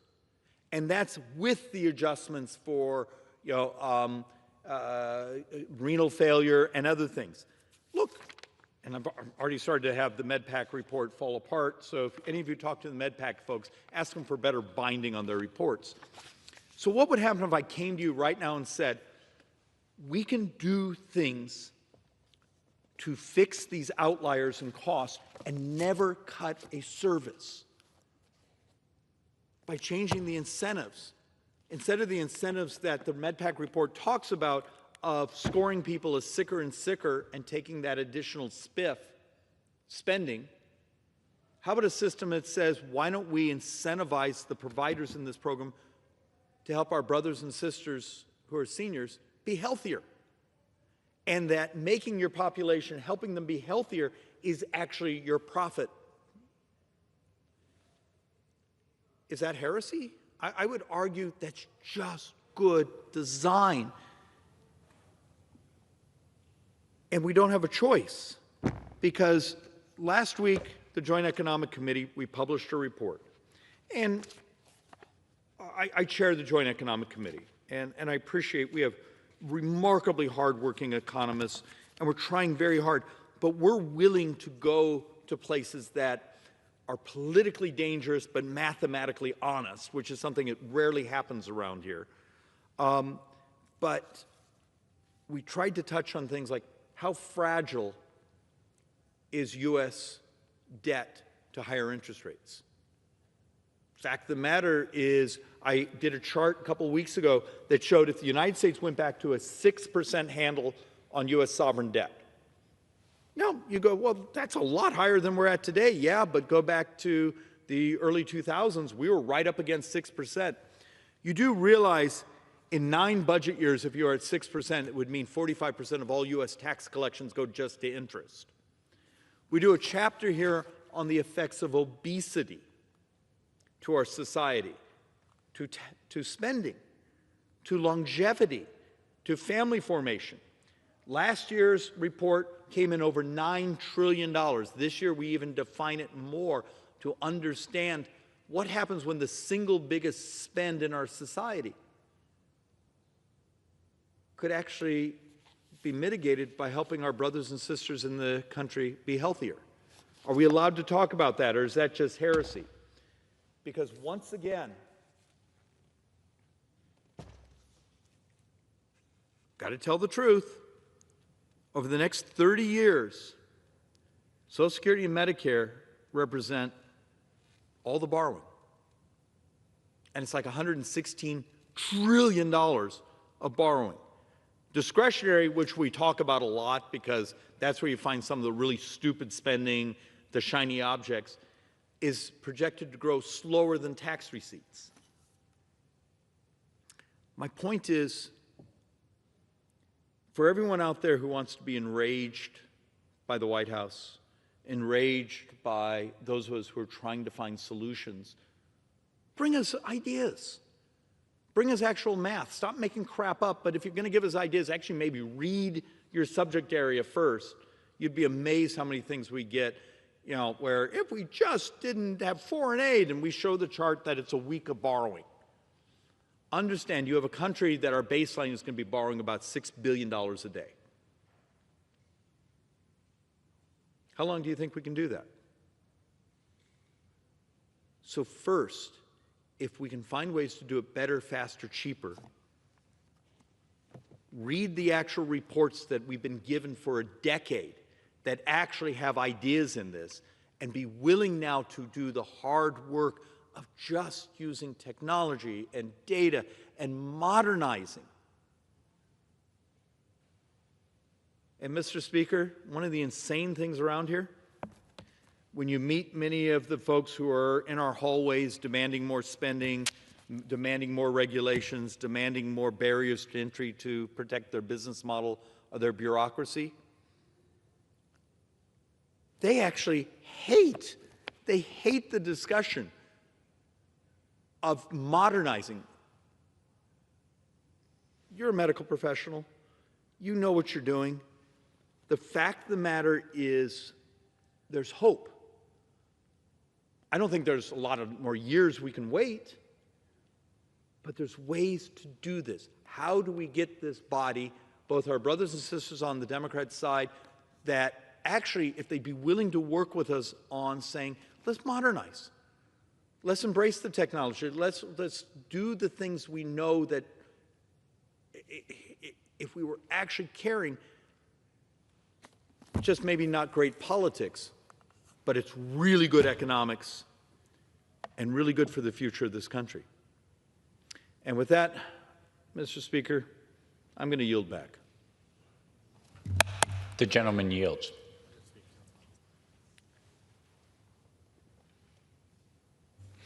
Under the Speaker's announced policy of January 3rd, 2025, the gentleman from Illinois, Mr. Foster, is recognized for 60 minutes as the designee of the Minority Leader. Thank you. Mr. Speaker, I ask for unanimous consent that all members have 5 legislative days in which to revise and extend their remarks and to submit extraneous material for the record. Without objection. Thank you, Mr. Speaker. First, I'd like to thank my colleagues in the Democratic Litigation and Response Task Force for helping us with this various special order hours discussing the Trump administration's various reckless actions. And tonight, I rise to bring attention to an issue that really should have all Americans on alert, which are President Trump's tariff policies. Since the beginning of this administration, American businesses, manufacturers, and families have been stuck in limbo as the Trump administration has repeatedly threatened, then implemented, then paused, then restarted tariffs, creating uncertainty and instability. The most recent policy shift, a 25% tariff on goods from Canada and Mexico, has been fraught with delays and exemptions, leaving American businesses, manufacturers, and consumers just stuck in limbo, not knowing how to react and how to make their plans. In fact, just this morning, Trump doubled planned tariffs on steel and aluminum from Canada to 50%. And then a mere couple hours ago, a spokesman from the White House said that the tariffs on Canada were back down to 25%. You know, who knows? In true Trump administration fashion, this is complete and utter chaos. But the truth is, these tariffs, no matter if and when they go into full effect, whether it's this week or next month, they'll all ultimately have the same result: higher prices for everyday goods and a less competitive U.S. manufacturing sector. In fact, a business in my district just let me know that it's a business that makes precision formed steel tubing components. And they told me that the price of hot rolled steel is up 33% since Trump's inauguration in anticipation of these tariffs. And there is just no way that they're going to be able to avoid passing these inflationary price increases onto their customers. According to an analysis from the Yale Budget Lab, if implemented fully, these tariffs would cost the average American family between $1,600 and $2,000 a year, with working class families who can least afford it being hit the hardest. Prices would spike across the board. Electronics like computers, phones, and TVs could rise by 11%. Clothing up by 7.5%. Cars and auto parts up by 6%. Groceries up 2%, and with fresh produce rising nearly 3%. Oil and other energy costs will rise over 1.6%, making it more expensive for families to fill up their gas tanks and heat their homes. Now, Trump is trying to spin these tariffs as something that is solely a tax on foreign companies, but history and macroeconomic facts tell us otherwise. When Trump first imposed tariffs during his first administration, it was not other countries that paid, it was American consumers and businesses. Importers passed these cost increases onto their consumers, and domestic producers hiked their own prices in response. This made U.S. manufacturers less competitive worldwide. In fact, in the last administration, Trump's policies put us into a manufacturing recession well before COVID hit. And beyond hurting hard-working American families, these tariffs threaten the stability of our economy. Analysts from across the political spectrum warn that they could slash 2.3% from GDP by 2026, wiping out a lot of projected growth. Markets also reacted with great uncertainty, as they should. Stocks have dropped and consumer confidence is cratering. And for American farmers, many of whom are already facing mounting economic challenges, the situation is even more dire. The cost of critical supplies, such as fertilizer, fuel, and equipment, will skyrocket, making it harder for farmers to maintain their operations. You know, I was just at an event earlier today with corn farmers from the Midwest. And for example, according to the U.S. Geological Survey, Canada supplies over 80% of our potash imports, which are an essential component for agricultural fertilizer. Now, guess who the next leading producers are after Canada? Russia, China, and Belarus. Now, wouldn't it be better if we could import from our friends in Canada instead of Russia, China, and Belarus? Or does our president feel differently? In any case, with increased costs, farmers will be forced to either raise prices or absorb the losses, neither of which is sustainable in the long run. And besides rising costs, farmers are already facing devastating losses in international markets. China, the largest export market for U.S. food products, has already announced retaliatory tariffs on key American agricultural goods, including wheat, corn, soybeans, pork, and dairy products. Mexico, our largest corn export market, well, they know what they'll be doing because they did it last time. When Trump did various things to insult the people of Mexico and assault their economy, they simply stopped buying corn from the United States and began borrowing it from Brazil, buying it from Brazil. Brazil, by the way, gets 2 crops a year, which when you tell that to corn farmers in the Midwest, they react. So we're in danger of losing these markets permanently if Trump continues what he did in his last go-around on tariffs. According to the USDA, in fact, the last time President Trump engaged in a trade war, it cost U.S. farmers nearly $30 billion in lost sales and market disruptions. And so in an effort to keep the farmers' heads above water, $30 billion of taxpayer money was sent their way. You know, that's not what farmers want. For decades, American farmers have worked tirelessly to expand access to foreign markets, ensuring their products reach consumers around the world. These new tariffs will undo years of progress in expanding those markets, closing off opportunities and shrinking demand for American-grown goods in the foreign market, something which domestic consumption alone cannot compensate for. And finally, Mr. Speaker, manufacturing. You know, long before coming to Congress and long before my career as a scientist, I started a manufacturing company with my brother. And starting with $500 from our parents, we built a company that now manufactures over half of all the theater lighting equipment in the United States. It provides over 1,300 manufacturing jobs in the Midwest. We do hardware, software, painting, wiring harnesses, customer support, everything. And I'm very proud that we've kept those good manufacturing jobs in the United States.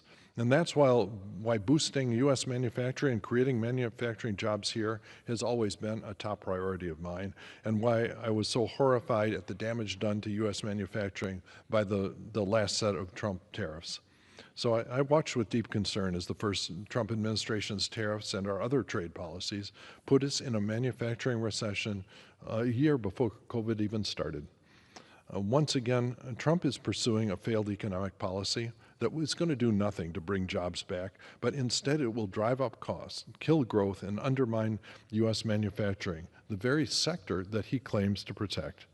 Manufacturers will be hit with soaring costs.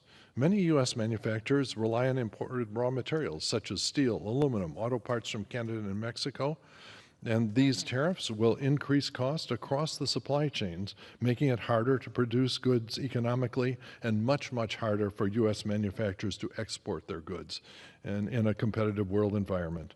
So contrary to what Trump and the Republicans are trying to say, higher cost means fewer jobs. When manufacturers face rising production expenses, they're forced to either pass those costs on to consumers, further driving up inflation, or cut jobs in production. Studies have shown that Trump's previous tariffs led to job losses, not gains, in the manufacturing sector. American manufacturers will once again struggle to compete globally. By making essential inputs more expensive, Trump is weakening U.S. manufacturers against foreign competitors who are not burdened with these artificial price hikes.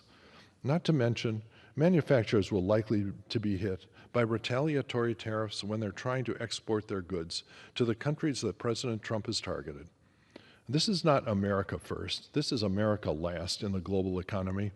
The last trade war was a disaster. Under Trump's first round of tariffs, manufacturers suffered as input prices soared, supply chains were disrupted, and retaliatory tariffs from other nations crushed U.S. exports. And this time, the consequences could be even worse.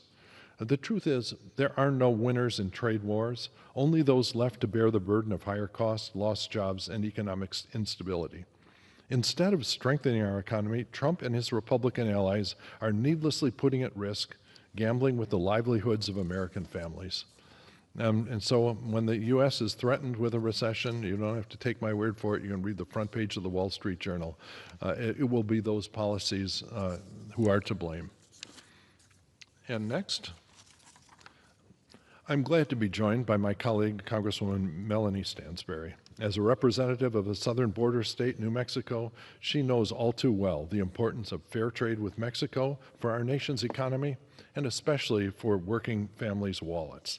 And with that, I now yield to the gentlewoman from New Mexico, Ms. Stansbury. Thank you, Mr. Speaker, and I thank my colleague for convening this special order hour.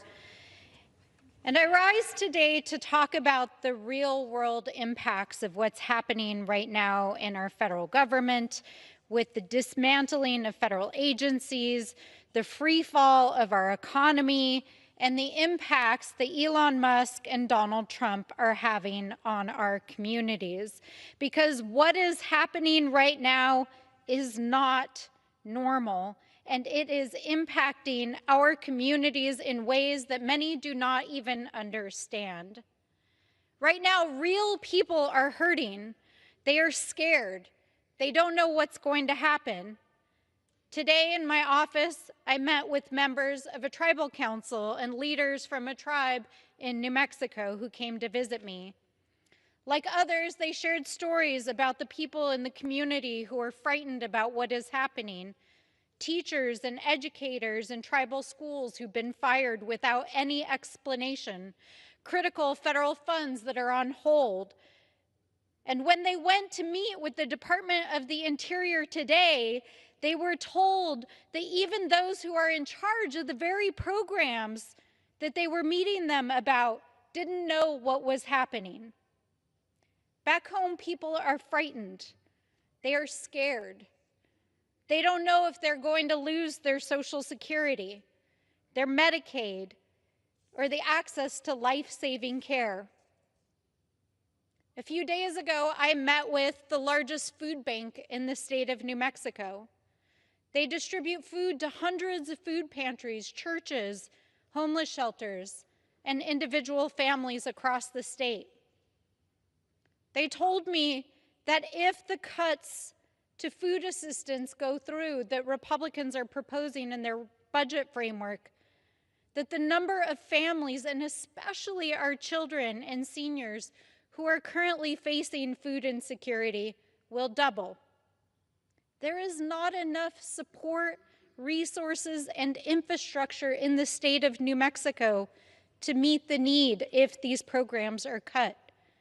Our food system will do everything that it can to support our communities, but it will be more severe than even during the pandemic. And every day, I am hearing from constituents in my district who have lost their jobs. These are real people, real New Mexicans, thousands of Americans who are being fired every single day by this administration for no reason. These are not faceless people, but real members of our communities. A tribal school teacher who was told in the middle of the school day that she was being fired for no reason after she had taught for years, to pack up her things and return home in front of her students. Students who don't know if they're going to be able to finish the school year and graduate. No answers, no explanation, no follow-up for how she's going to support her son and her disabled mother at home. A veteran who was on medical leave, who returned to their job at the VA on a Monday, only to find out that they had been locked out of their email. And inside that email was a nameless, faceless dismissal, letting them know that they had been fired for no reason. A dedicated public servant who drove to work every single day, 60 miles every day to the VA hospital to serve their fellow veterans, who was never even notified as to the reason they were terminated. Just a mass email sent to thousands of federal employees across the United States. And just like the other veterans across my district who lost their jobs over the last several days, another veteran who served in the Army Reserves from 2001 to 2010, who also received that same nameless, faceless email from Elon Musk. A veteran who received an Army Achievement Medal, a Combat Action Badge, and other medals and achievements over the course of their service, who was fired with devastating impacts to their family, not only financially, but emotionally. These are the real people being impacted by this administration. An administration that seems to have no regard whatsoever for the thousands of Americans who are literally losing their livelihoods every day as a result. And while they take on these actions, while they dismantle these federal agencies, while they withhold the funds that literally thousands of organizations across the country depend upon to provide vital services across our communities, while they fire these thousands of federal public servants who've dedicated their life to service, including our veterans and members of the military, they are giving themselves contracts to replace the very programs and create new services that will give them more wealth, like Elon Musk at the FAA. They're talking about monetizing HUD programs. That's right, voucher programs that our lowest income family members and members of our communities depend on. They want to turn it into a monetary program that makes private companies money. They want to turn over mortgage markets to their crypto buddies. Well, that sounds like a good idea, right? And they're doing all of this against the backdrop of trade wars that are not only endangering the American economy, but endangering the lives of millions of Americans and making it more expensive. Now, the thing I ask myself is, what is the end goal of all of this? I mean, seriously, what is the end goal? Donald Trump campaigned for the last 2 years on lowering costs. He told the American people, if you elect me, I will make it cheaper and easier to live in America. And so I want to ask my fellow Americans, is it cheaper than it was 6 weeks ago in America? If you've been grocery shopping over the last several weeks, you are seeing that prices are higher than they have ever been. We're not just talking about the price of eggs and meat, it's everything. The price of housing, the price of groceries, the price of energy. Not only have prices not gone down, they've gone up. And now, because of these tariffs and trade wars, we know that everything is going to get exponentially more expensive. The raw materials that fuel American manufacturing and construction, more expensive. Produce and food, more expensive. Energy, more expensive. What are they doing? Why are they doing this? Why are my colleagues enabling this administration to harm the American people, enabling this administration to put harmful policies in place that are making not only more expensive for Americans, but tanking our economy? What is this all about? To what end? I ask my colleagues, honestly, Mr. Speaker, to what end is all of this? What is the point of hurting real Americans? These policies are not making life better for real Americans. It is really about stealing from the working people of this country to make the wealthier more wealthy. And if you need any more evidence of that, then all you have to do is look at the budget framework that they passed here in this chamber 2 weeks ago. Now, a couple of weeks ago when they passed this budget, they pretended like we're just trying to root out waste, fraud, and abuse. And we're going to take those savings and reinvest it into tax breaks and help the American people. But as has passed over the last couple of weeks, they're not even trying to hide it anymore. Over the weekend, Republicans were on a blitz across the news media saying that they were going to gut Medicaid. They're talking about it openly now. They're going to cut hundreds of millions of dollars from the basic programs that sustain Americans. Over the weekend, Elon Musk talked openly about gutting Social Security. This is their plan. And what are they going to do with all of that saving? Quote unquote savings? They're going to use it to give permanent tax breaks to billionaires. That's it. That is what all of this is in service to. Taking from the people who have spent their lives serving this country, proudly serving this nation, proudly working to put food on the table and a roof over their head for their families. And they're going to give that money to billionaires. That's what this is all about. It hurts my heart. My colleagues passed their budget resolution, their budget CR this afternoon, and the vast majority of them are on planes back to their districts, where they are not going to hold town halls. Their leadership told them not to, because they don't want to hear from the people who are unhappy and being hurt by these harms to our communities. So I have to ask my colleagues, why are you even here? What is this all in service of?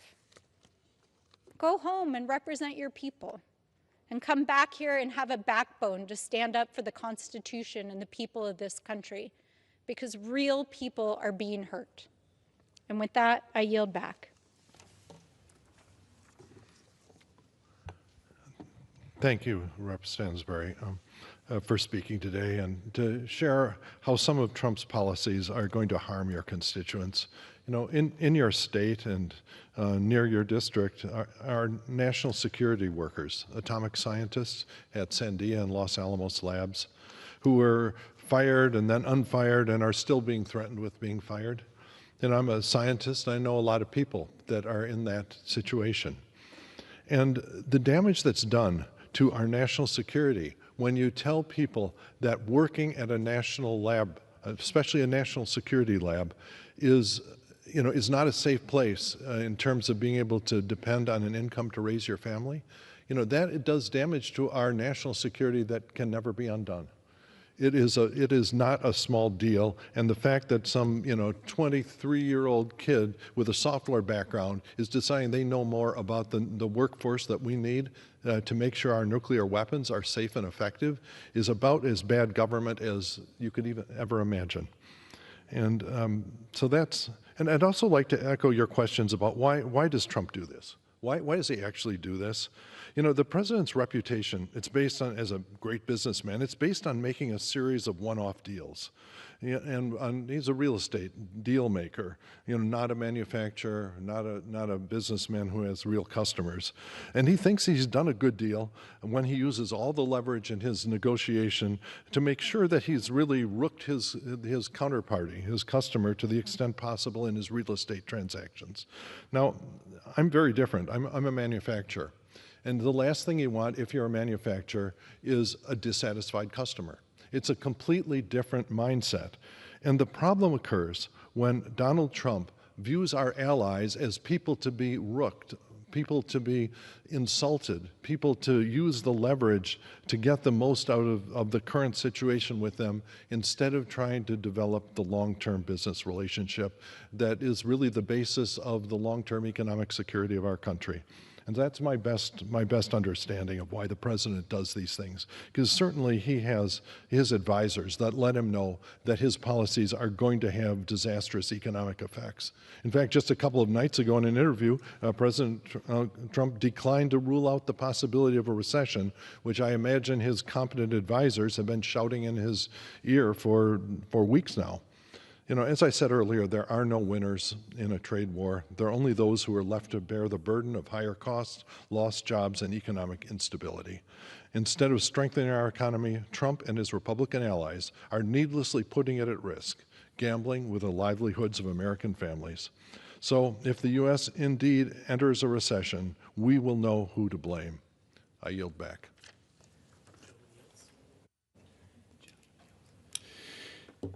The gentleman yields. Under the Speaker's announced policy of January 3rd, 2025, the Chair recognizes the gentleman from Arizona, Mr. Biggs, for 30 minutes. I ask unanimous consent that all members may have 5 legislative days in which to revise and extend their remarks and include extraneous material on the topic of this special order. Without objection. Thank you so much. It's my pleasure to be here tonight. I appreciate my colleagues who are also members of the Border Security Caucus. For 4 years, we've stood here and exposed the open border policies of the Biden-Harris administration. For 4 years, we've seen what happens when the America First border security policies that President Trump had put in place were thrown out. And in just over 1 month, we've seen what happens when those policies are put back in place. Since President Trump took office, ICE agents have arrested more than 20,000 illegal aliens. That's just in 1 month. By comparison, Joe Biden only had 33,000 at-large arrests for the entire year of 2024. And when Joe Biden was in charge, over 300,000 illegal aliens crossed the border in just 1 month. In President Trump's first month, illegal crossings did not even reach 10,000. The actual number was 8,400. And whereas Biden let all of those people into the country without proper vetting, some of which were known criminals and terrorists that we're now trying to find, under President Trump, people who illegally cross the border are stopped and immediately detained or removed.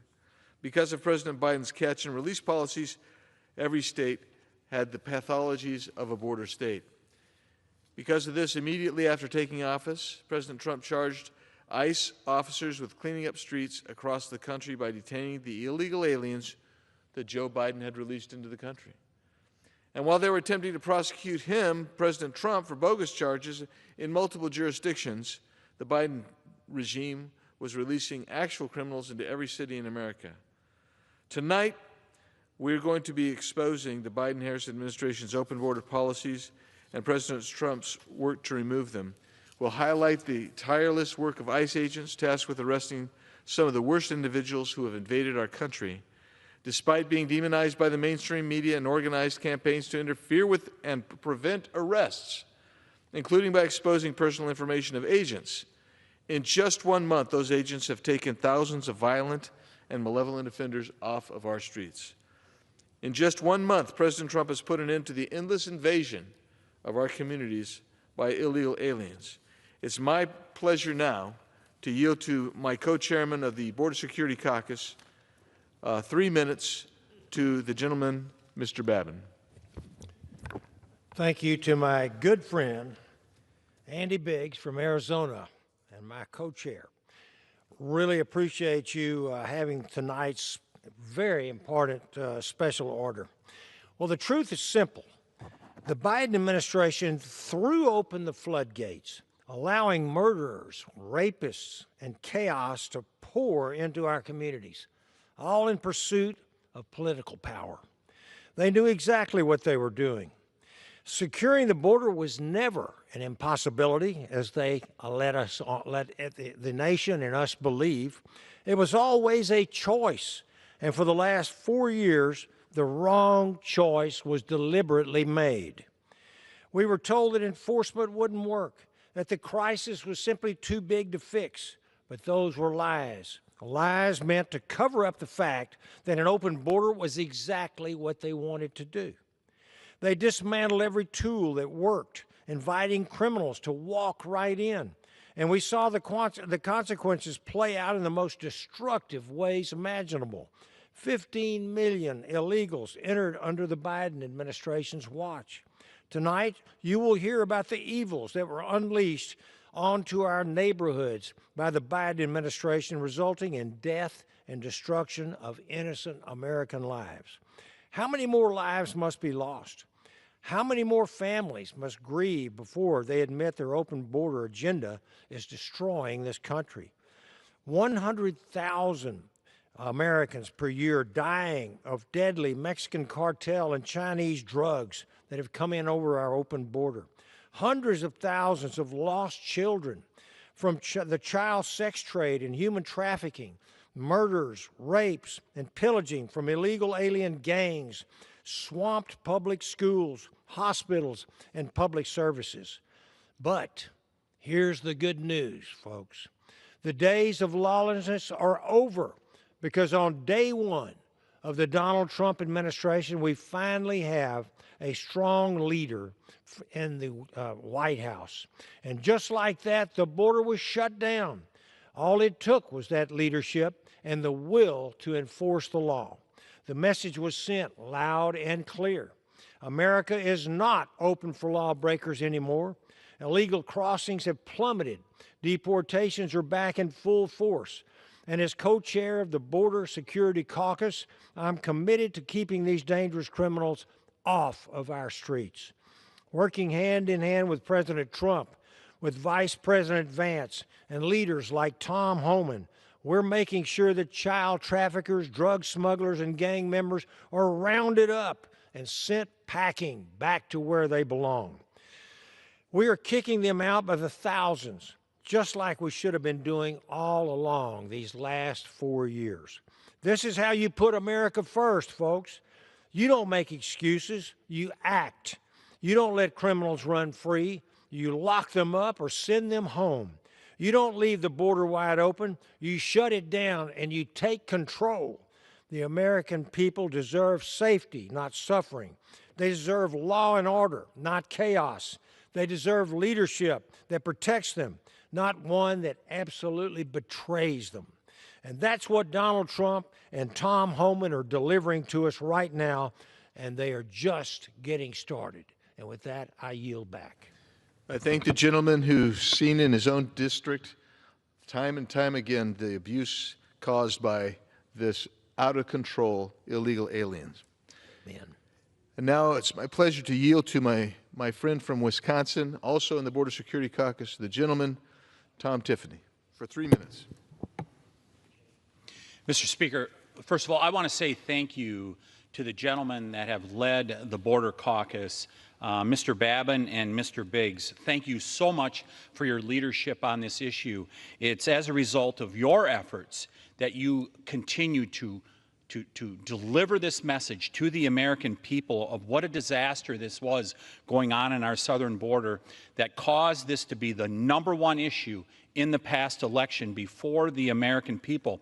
And in particular, I want to thank Mr. Biggs from Arizona. The first trip I did after being sworn in May of 2020 was to go down to the southern border, and with a trip that he led with many of us, as he did so many times with so many members. I don't know if there's hardly any members on the Republican side that he didn't lead on the southern border to deliver the message. It's there that I got to meet people like Sheriff Mark Lamb from Pinal County in Arizona, Sheriff Mark Daniels down in Cochise County, who talked about back in 2020 about how the border was becoming secure.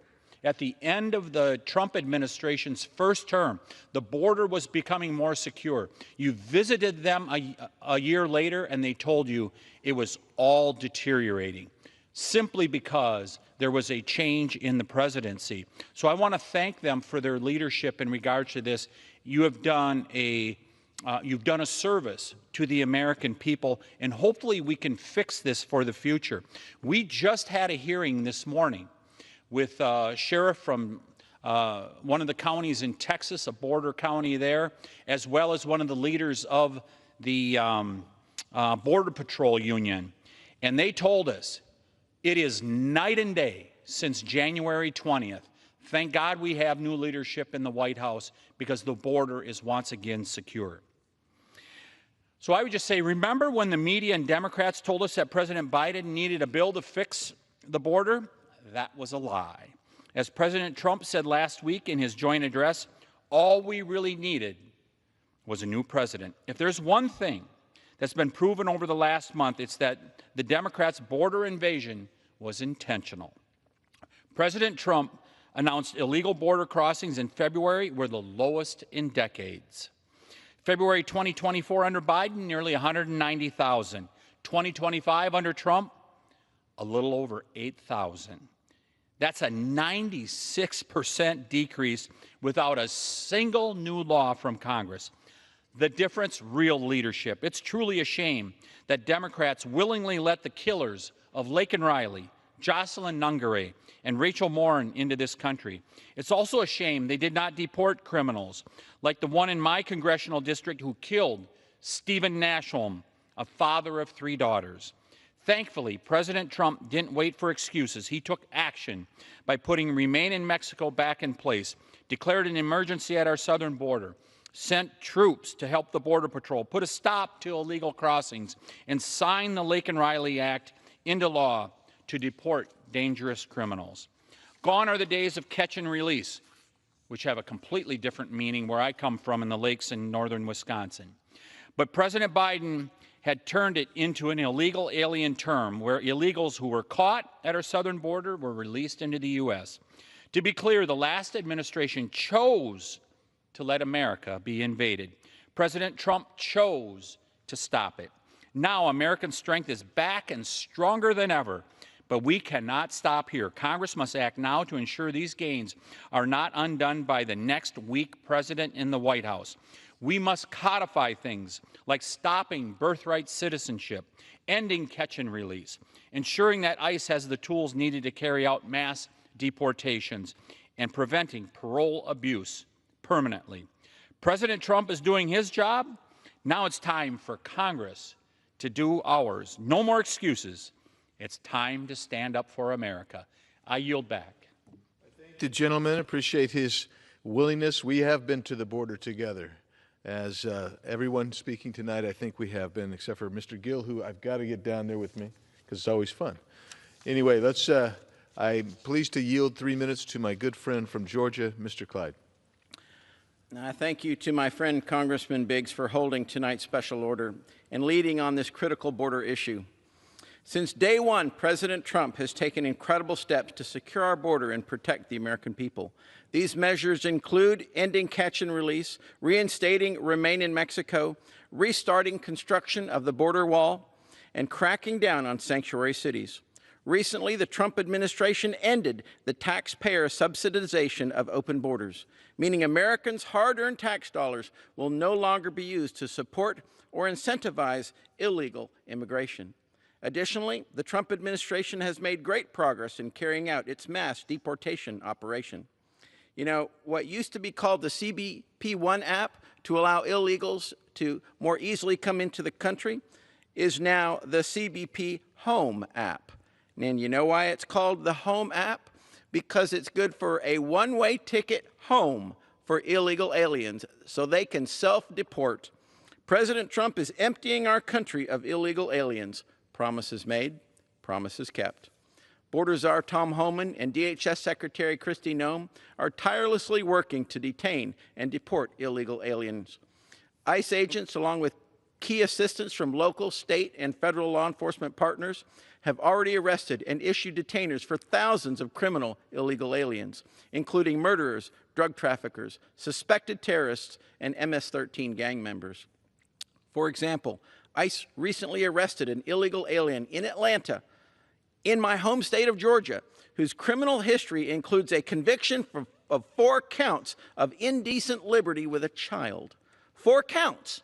This heinous criminal illegal has no place in the Peach State, or anywhere else in our great country for that matter. I'm deeply appreciative of the Trump administration for taking criminal illegals off of our streets. My Northeast Georgia district has seen the devastating impact of criminal illegal alien crime up close and personal. Last year, Maria Gomez Perez, a 12-year-old girl, was abducted in Gainesville, Georgia by an illegal alien. Thankfully, she was rescued and found in Ohio. Days before the 2024 election, Mimi Rodriguez Ramirez, a 25-year-old mother, was murdered by an illegal alien from Mexico, and that happened in Habersham County. And just outside my district, Laken Riley, the 22-year-old nursing student, was brutally murdered by an illegal alien in Athens, Georgia. President Trump is working to prevent these tragedies from devastating additional families and communities across our country. I applaud his work to make America secure, safe, and great once again. Thank you, and I yield back to my friend from Arizona. I thank my friend, the gentleman from Georgia. And now I am privileged to yield 3 minutes to my friend from Indiana, who I took, and I'll always remember him going off with Art Del Cueto and leaving the rest of us in a car stuck with a bad tire and stuck in the dirt as we were down on the border. But it's good to see that you made it, Jim. So I yield 3 minutes to Mr. Baird. I thank my good friend from Arizona. I'm also see that you got back, and I appreciate that. But anyway, Mr. Speaker, under the Biden administration, our borders were wide open, with record numbers of illegal immigrants and deadly drugs flooding across our border. Under President Biden, every single state became a border state, including Indiana. These include dangerous criminals that ties to gangs such as the Tres de Argo and the MS-13, who have committed horrific crimes and vicious attacks against innocent Americans. Last year, an illegal immigrant with ties to MS-13 stabbed a teenage girl in the hand at a baseball game in Lowell, Indiana. After an extensive search, the culprit was found and arrested. I thank law enforcement officers for their hard work to find and arrest this criminal. Under President Trump, we have swiftly returned to common sense border policies, and illegal border crossings have plunged to a record low. In January 2025, there were 61,465 illegal border crossings, down from 176,000 in January of 24. Just last month, illegal crossings at our southern border plummeted to the lowest level on record. President Trump has sent a message loud and clear: the border is closed, and his strong border security policies are working. House Republicans are working with the President to implement his agenda to secure our border and keep Americans safe. I yield back. I thank the gentleman who's also a member of the Border Security Caucus. Thank you for being with us tonight. And now it's my pleasure to yield 3 minutes to the gentleman from Texas, another border state, a newcomer who's setting the world on fire, Mr. Gill. Thank you, and thank you, Mr. Speaker. Over the past 4 years, Joe Biden and the Democrats have inundated American communities with massive numbers of violent illegal aliens who are murdering and raping and torturing and pillaging our people on our soil. And the entire time they did it not by accident, but as a deliberate policy decision to open up our borders and flood our country with people that they believed would be future Democrat voters for life. It was also, we have to remember, a part of a policy that was done with the approbation of a cheap labor lobby who wanted to import millions of people who would act as a virtual new serf class of laborers to reduce American working class wages in this country. The consequences of this were absolutely catastrophic for the American people. Almost 15 million illegal aliens, perhaps more, depending on what estimates we use, have come into this country. Thankfully, this nightmare is finally over because we have a president who actually cares about the American people. We have a president who doesn't make excuses, a president who doesn't tell us lies like the executive needs to rely on new laws to enforce our border, a president who actually just gets the job done.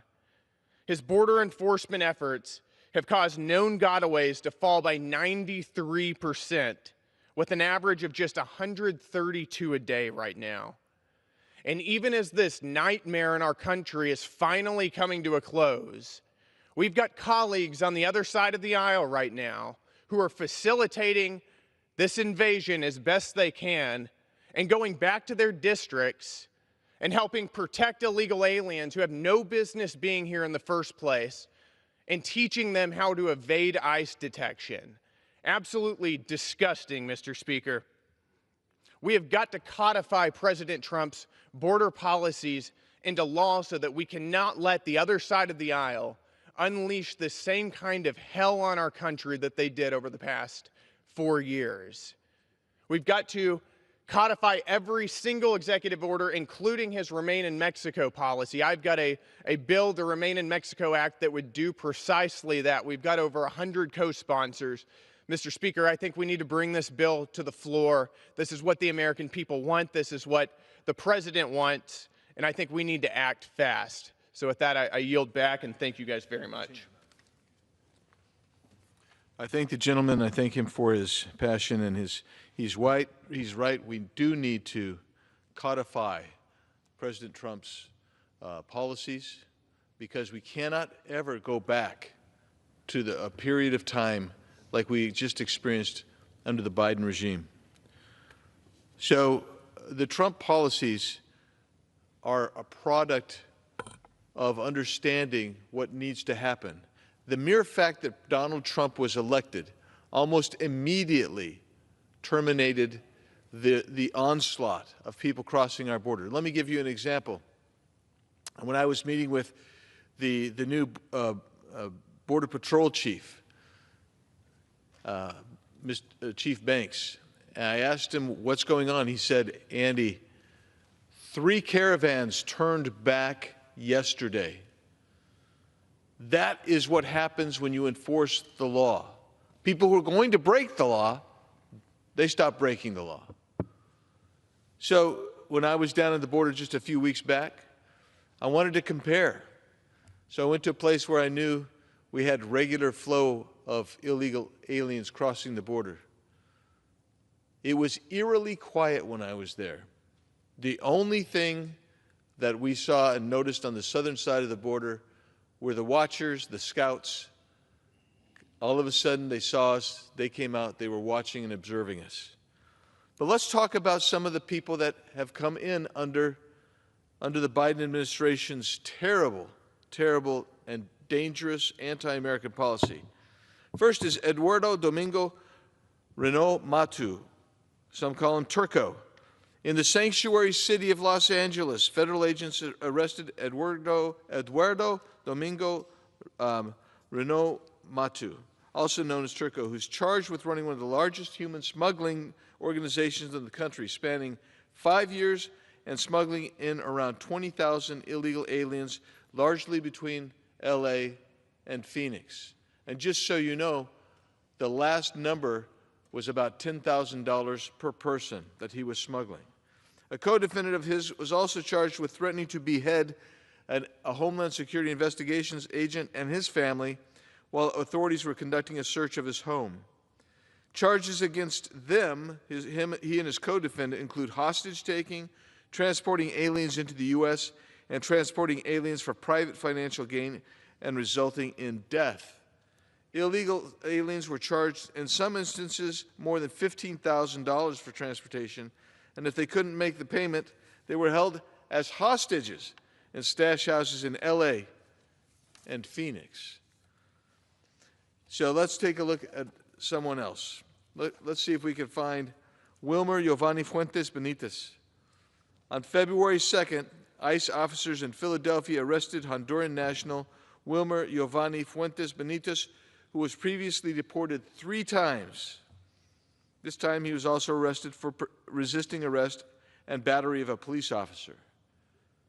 These are the people that my friends across the aisle say should be allowed to remain here in these sanctuary cities. ICE agents in Omaha arrested a member of Tren de Aragua who had spent 7 years in a Venezuela prison for robbery, resisting arrest, and unlawfully discharging a firearm.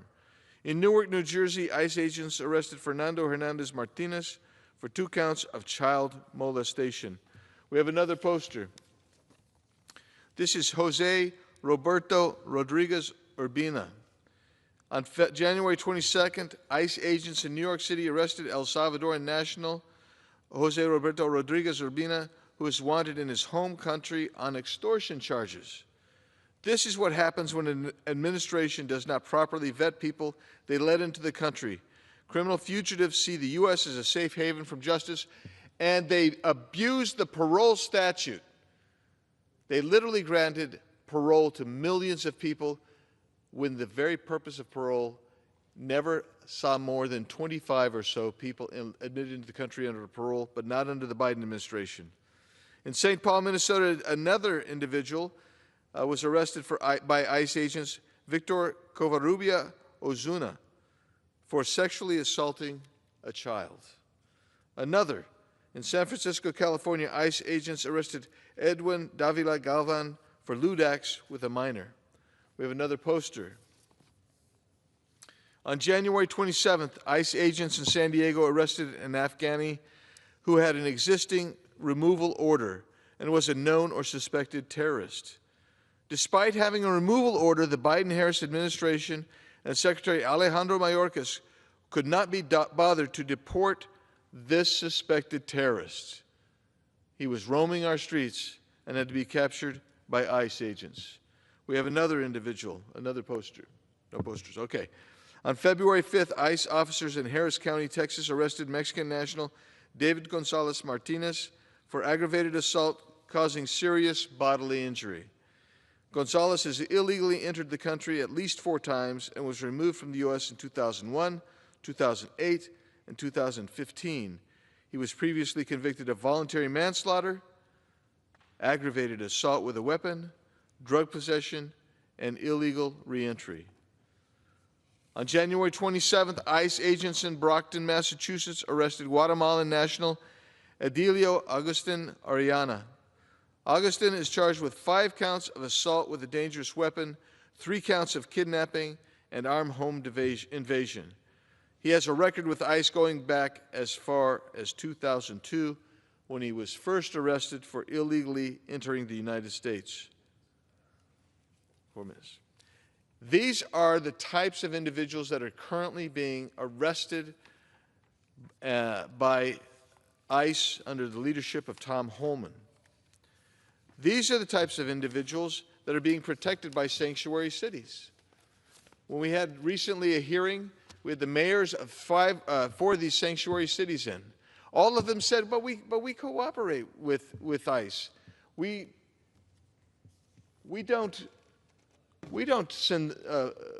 keep people from being deported, or we don't stop handing them over, but they do. They release them in the parking lot. Let me read you the statutes that they're violating. Here's one. 8 U.S.C. 1373A, notwithstanding any other provision of federal, state, or local law, or federal, state, or local government entity or entity may not prohibit or any way restrict